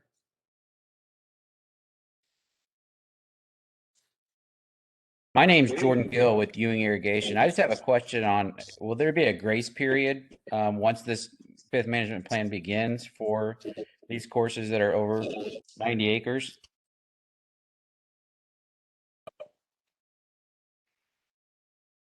So, according to our timeline, we are planning to go through the adoption process for the fifth management plans throughout the course of 2023. And then those conservation requirements would then go into effect on January 1st, 2025. If a grace period or something like that was needed for a specific course, they could apply for a variance. A variance allows basically a delay in those conservation requirements going into effect of up to 5 years. We also have an administrative review process that's kind of similar to a variance, where rather than just delaying it for up to 5 years, we can consider unique circumstances at a given course and possibly adjust those conservation requirements under those unique circumstances. So there is a statutorily mandated 2-year lag between the adoption of the plan and the effective date of the conservation requirements, partly to give people a couple of years to catch up, so to speak. But then you have the additional potential avenues that Natalie just described. Okay, because that's going to be very important for these multiple course properties that if they're going to have to redo some of their irrigation or turf reduction, they're not going to be able to afford to do every course in a matter of 2 years. So that would be my comment.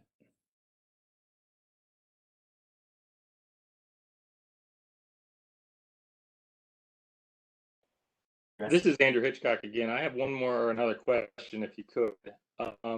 Does the ADWR feel like it has an accurate list of all entities that are greater than 10 acres of turf? I know this is a golf meeting, but I saw it in the comment box, and I just wonder if, we keep squeezing golf that is complying and is reporting and is being as efficient as possible. Doesn't the department have some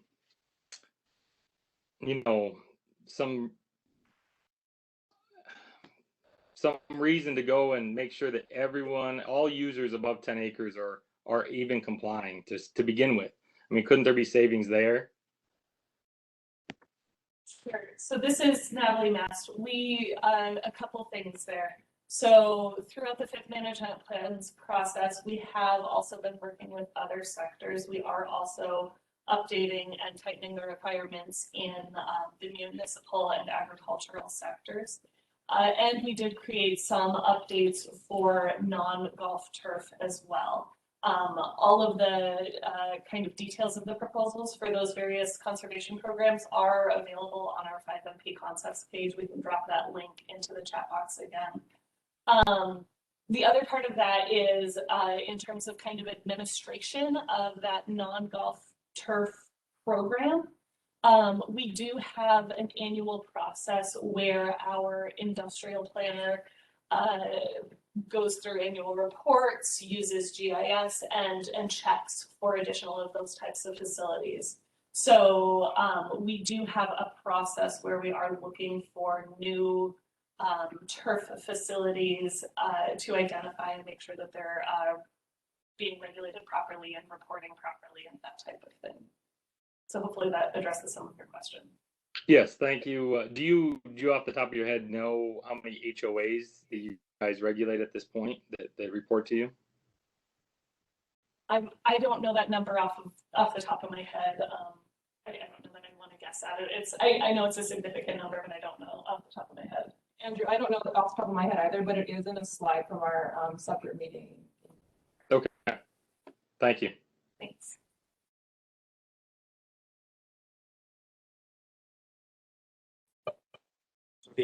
I've seen another comment in the chat about leaching, north and south facing slopes. It's just barely in the chat box now, but one of the other issues that we've discussed a lot is the issue of the edge effect and how that impacts smaller courses or courses that have their holes separated from the other holes, so they're not side-by-side holes and side-by-side holes. And we've talked also about that edge effect and what that means to additional use because of that kind of microclimate, I'll call it, that is created on the edge of those areas of grass right next to the desert or right next to landscaping that doesn't have any plants or et cetera, water use associated with it. So I think some of that is reflected in the increased allotments that we put into these proposals, and some of the unique conditions in this chat comment are also things that are very ripe for addressing in either the administrative review or the variance process.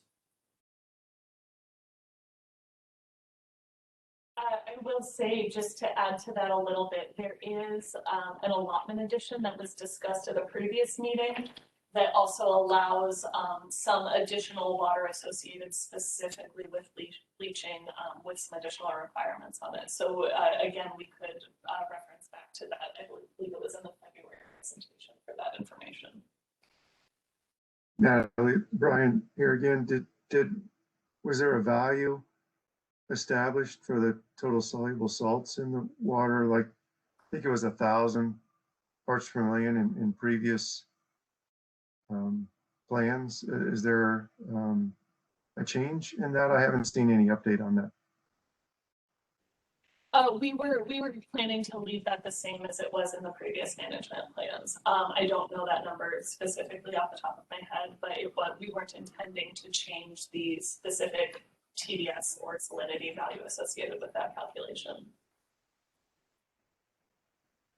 Okay, thank you. And maybe that's something that courses could submit an additional water for, even if their water has 600 parts per million. In some cases, in poorly drained sites, they'll have salt accumulation and will need additional water for leaching, but maybe that's a case-by-case basis.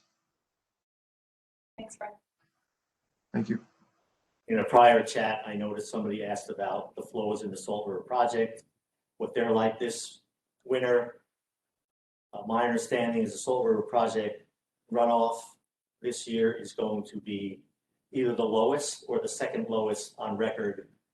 And I think their records are somewhere in 110-year neighborhood. So much like Colorado River, we're having serious issues internally in the water supplies in state streams. And I know the Gila River and the Gila project allocations under the Globe Equity Decree, areas that are in the Upper Gila Valley. Kearney, I know, is a town in trouble. Florence, those people, their allocations out of the Gila project are minuscule compared to what they normally have been. So the drought is impacting everyone. Fortunately for SRP, a couple of good winters ago, they were able to completely fill essentially. And so they're in pretty good shape in terms of their reservoir capacity, unlike Lake Mead. And their system is small enough that in a year, sometimes, or 2 years, even when the reservoir levels go really low, they can fill back up again. That's not the case on the Colorado River. It would take multiple years of very high flows to restore the capacity in that system that was lost, as we showed in the graphic, over a 20-year time period.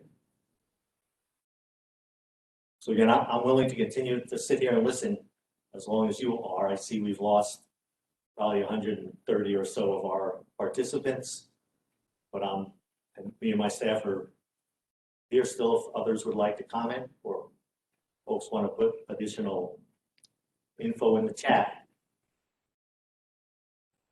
This is Rob Collins. I just have a question about a previous meeting, and it centered on the discussion about 90 acres, and so if we have a cap on acreage at 90 for those golf courses over 90, upon the changing of regulation, I think at a previous meeting we talked about, I think we used the phrase a glide path, and so maybe a system for golf courses to reduce their acreage over time, and managing their changing water allocations. Has the department given more thought to that, or maybe expanded on that idea of a glide path and maybe defined what that means?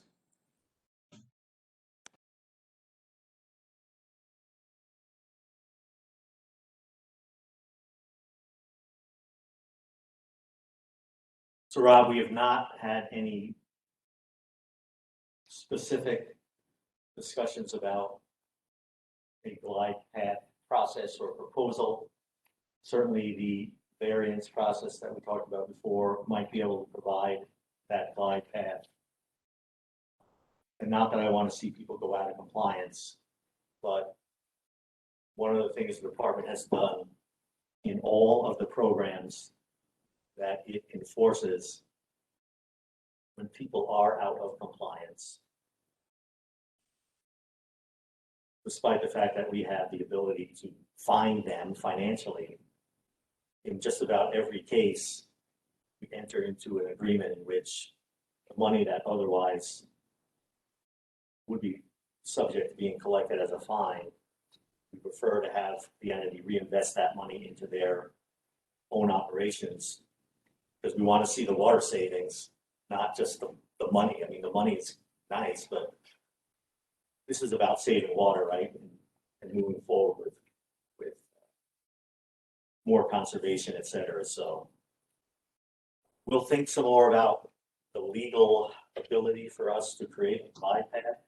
There's certainly nothing expressed in the 1980 groundwater code that would allow for the kind of glide path I think that you are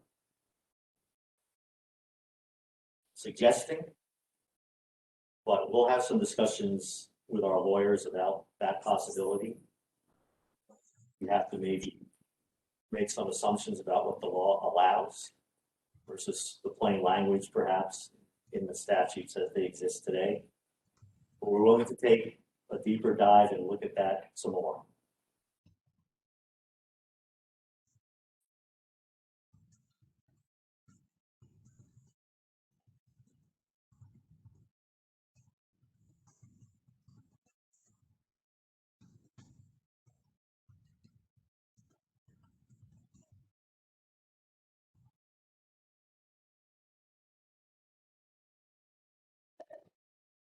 Hey, Director, this is Mark Woodward again.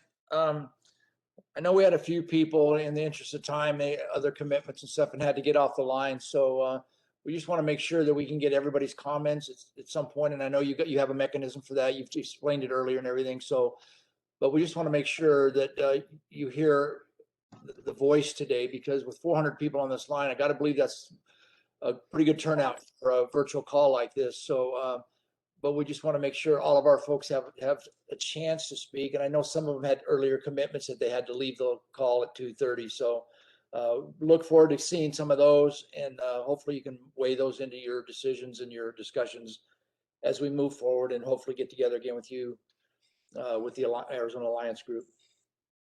It's an awesome turnout. And like I said, we've been working on this since 2019. And I think maybe as hard as it was to hear the three proposals and my view about the three proposals, I think largely the fact that we've had this large turnout is a very positive thing, in that those who might not have realized how close we are to finishing, picking a proposal, are now perhaps paying more attention. And I need that, and I want that feedback. One of the unintended positive consequences, I'll call it, of the COVID world and the virtual world that we are in, is we have seen across the board way more participation in the virtual meetings than we ever saw in the face-to-face meetings. And as we move into the post-COVID world, whenever that might occur, and we get back to some level of normalcy, I believe this department is going to move forward with these types of meetings in some kind of hybrid manner where they will both be in person, but also virtual, because we have seen huge increases in our participation in just about every public meeting we've had on whatever the issue is. And I think that's one of the really, if there are any positives to take from everyone having to stay home from COVID, that's certainly one of them from my perspective. We will continue to try to boost our attendance, and I hope you all know that the Alliance did a great job. And I'll thank them now for reaching out to the community. I know the Alliance's outreach is a big reason why so many people appeared today. I know we did some additional outreach here at DWR as well, try to get greater participation. And we look forward to hearing comments. Here's the address on this slide if folks want to comment to us by email.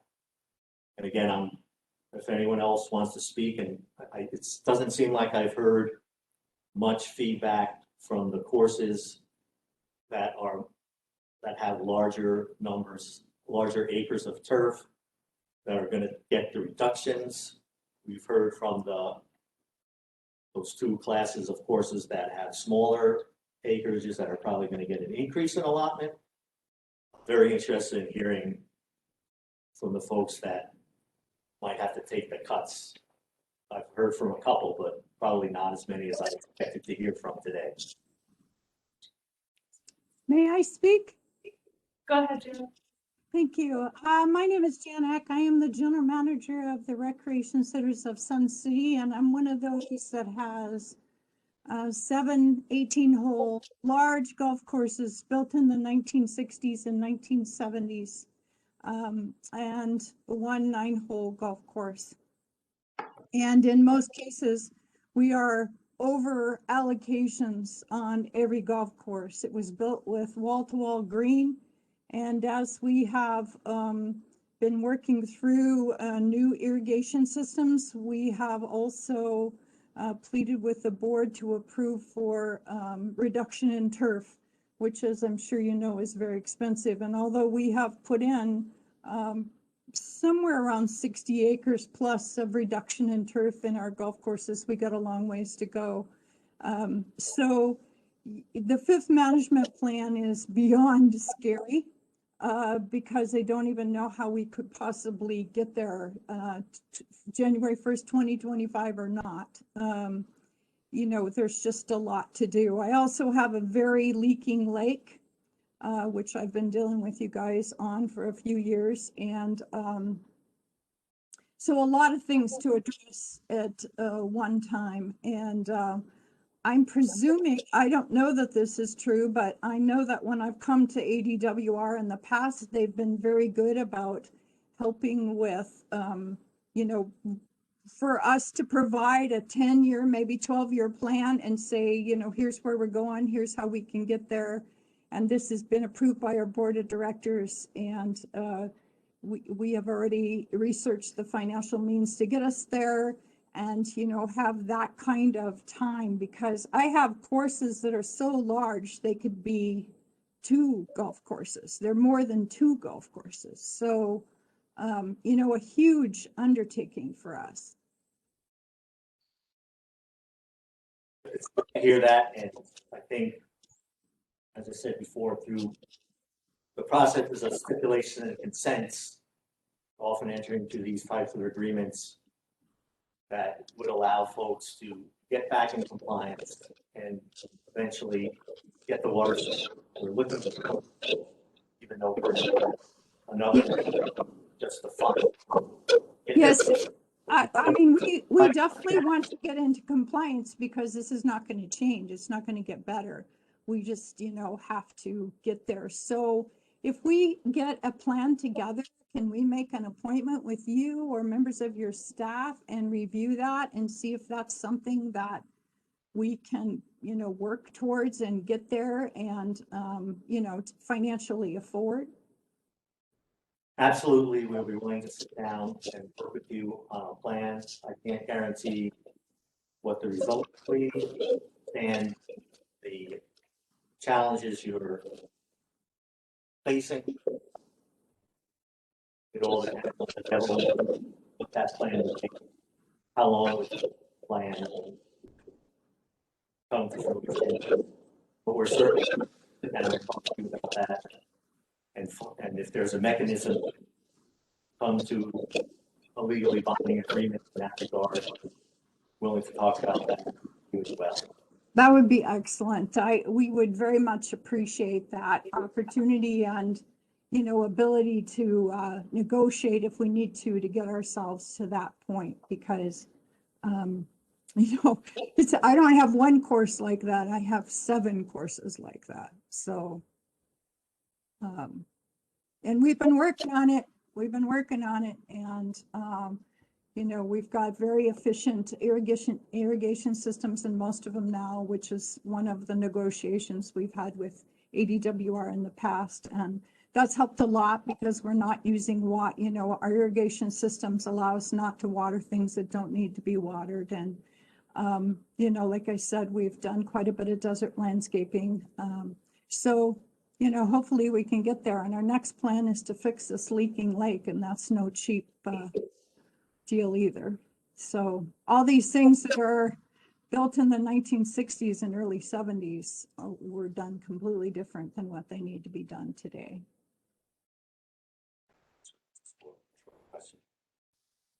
Hey, Tom. This is Rory. Hey, I had a question. I was wondering on these big turf courses, if it's possibly they could go with water reduction like over a 3-year plan. And is there any grants or anything out there for courses like that to apply for? Thank you. So Rory, I don't know specifically that there are grants, but through the Conservation Augmentation Assistance Fund, source of funding is a fee for every acre foot of groundwater that is pumped in an active management area.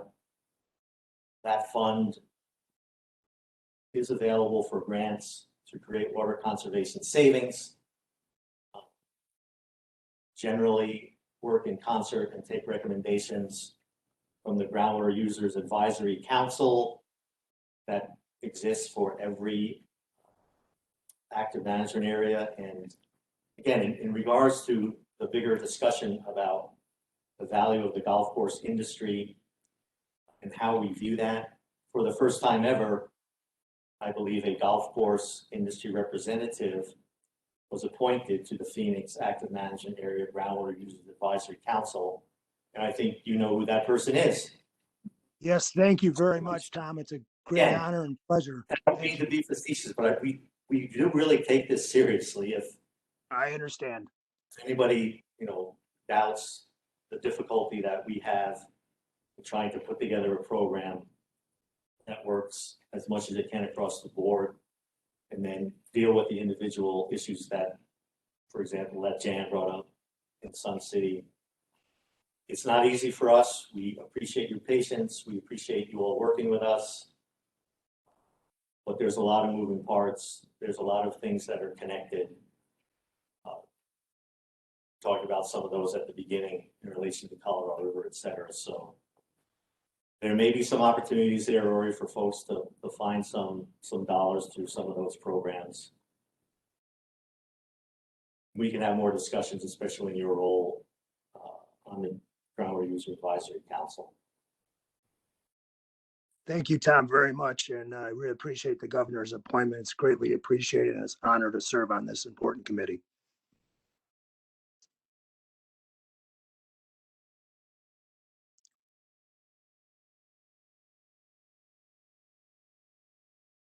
Hey, this is Cody from Pinnacle Peak.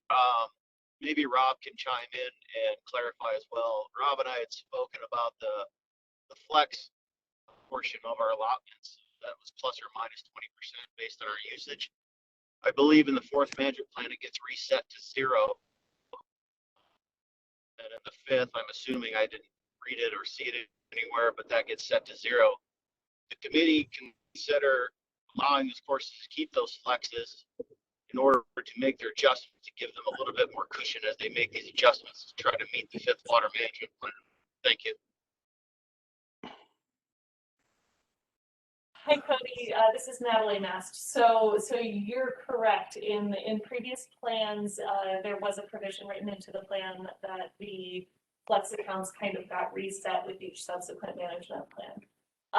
We didn't have anything with regard to that in today's presentation, but I think it was in February's presentation where our intent with this one, we've heard the feedback from you and from other stakeholders. Our intent for the fifth management plan is to carry those flex balances forward into the fifth management plan rather than resetting them. Somebody that is a little bit of the glide path that people are asking for.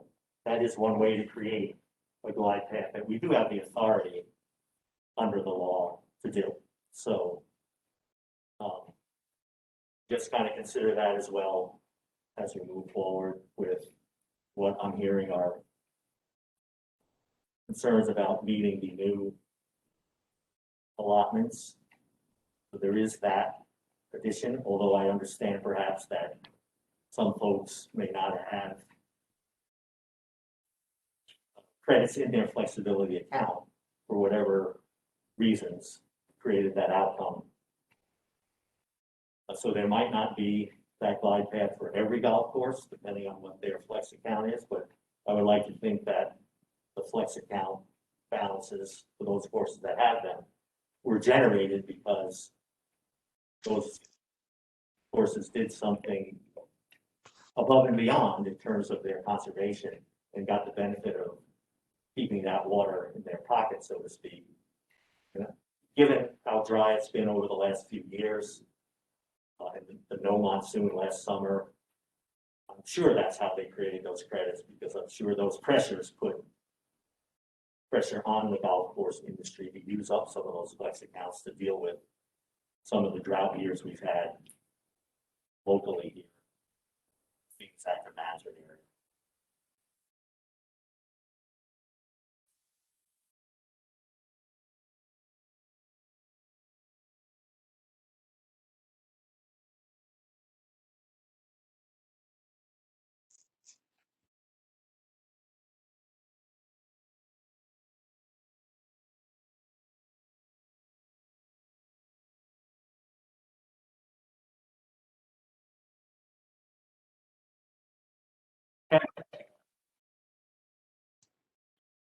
Just one thing to follow up on for those of you asking questions about previous meetings.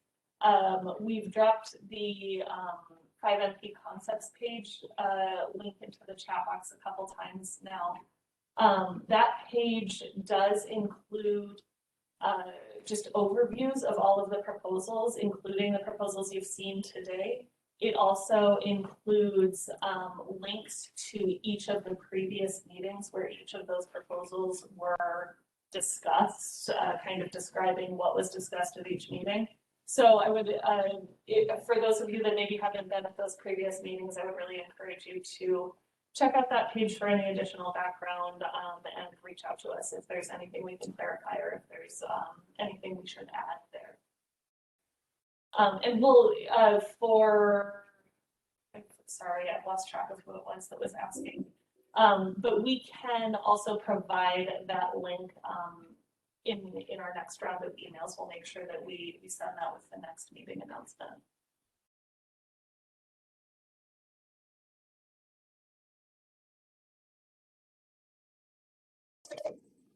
Is there an email list that you guys send out this kind of information to, or do we just find it on the website? We do have an email list, and I kind of thought you were on that list. I apologize that you weren't. So for those of you who would like to be added to that list, if you did not receive an email about today's meeting, just send an email to this management@azwater.gov address, and we'll go ahead and add you to that mailing list. I'm sorry, Natalie, could you just say it one more time? For some reason, it didn't come through. Sure. The email address is managementplans@azwater.gov, and that's actually the email address that you see on the screen here as well.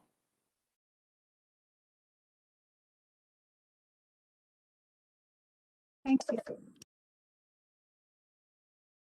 And it looks like Maggie just dropped that email address into the chat as well, so you can copy paste it. Thank you, Maggie.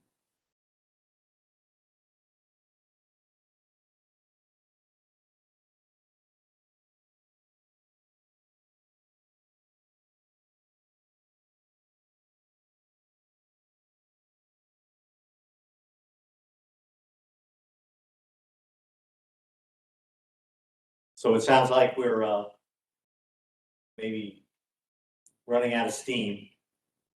Are there any other folks that would like to address us verbally?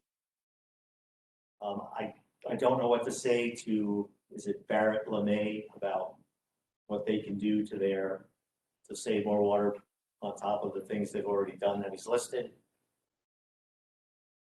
We don't have the ability to opine on whatever management or financial decisions or burdens that you might have.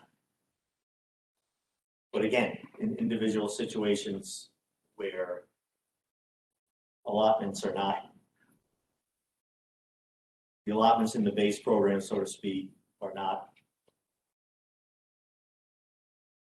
enough water, we can have those individual discussions under the admin review or variance process when we get there. But I think everybody, well, my understanding from talking to the Alliance and so many folks who have to actually manage the golf courses is they're all faced with difficult business decisions in terms of the amount of turf they have, the amount of turf they oversee, how they manage their water supplies, how they manage their infrastructure. So I recognize that there's difficulties there. I recognize that there are hard business choices to be made by each individual golf course.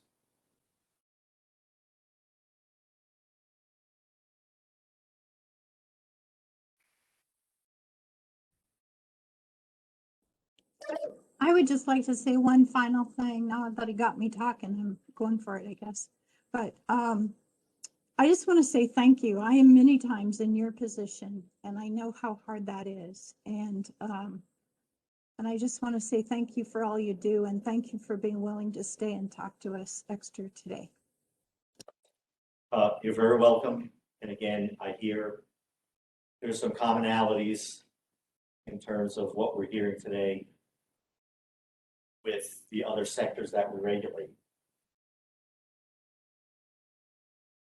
The things you're telling us, the challenges you're facing, the economics of running your business, the economics of making profits, the economics of contributing to the state's overall economy, are all things we hear from every sector that is facing the same situation you're facing, increased conservation requirements that we're required under the law to impose under this fifth management plan. So it does weigh heavily. It's really hard to make those choices and come to a decision that works for maybe most people, recognizing that it might not work for every individual or every individual golf course. But I do appreciate what you said in relation to that difficulty.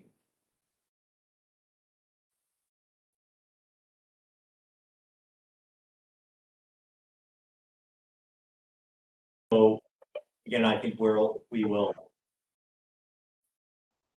probably adjourn this meeting.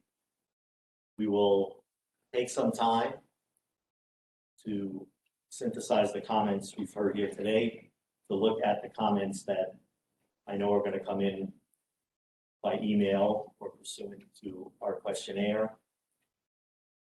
Start thinking about whether there are some trade-offs that can be made within the elements of the proposals we talked about today, and when we might have another discussion here with all of you, i.e. our next meeting. So again, thank you all for participating. Those of you who know folks who were on the call earlier and had to leave the meeting because of other commitments, pass my thanks on to them for attending. And perhaps the next meeting, we will have a much larger block of time set aside. It's always hard to calculate. Sometimes we put a block of time out there and we end up an hour early. Sometimes we put a block up and end up 45 minutes late. But I agree that these are conversations that need to be had. We need to hear, and we want to hear your concerns, and we want to improve this as much as we can. And we're looking for, again, an overall reduction in the water allotments throughout the collective golf course industry. We know that also means potentially some are going to get a little bit more and some are going to get a little bit less. We're trying to create as much equity as we can within that ultimate goal of reducing industry-wide the water use as we believe we're required to do under the law. So with that, I think we're going to adjourn the meeting. Thank you all.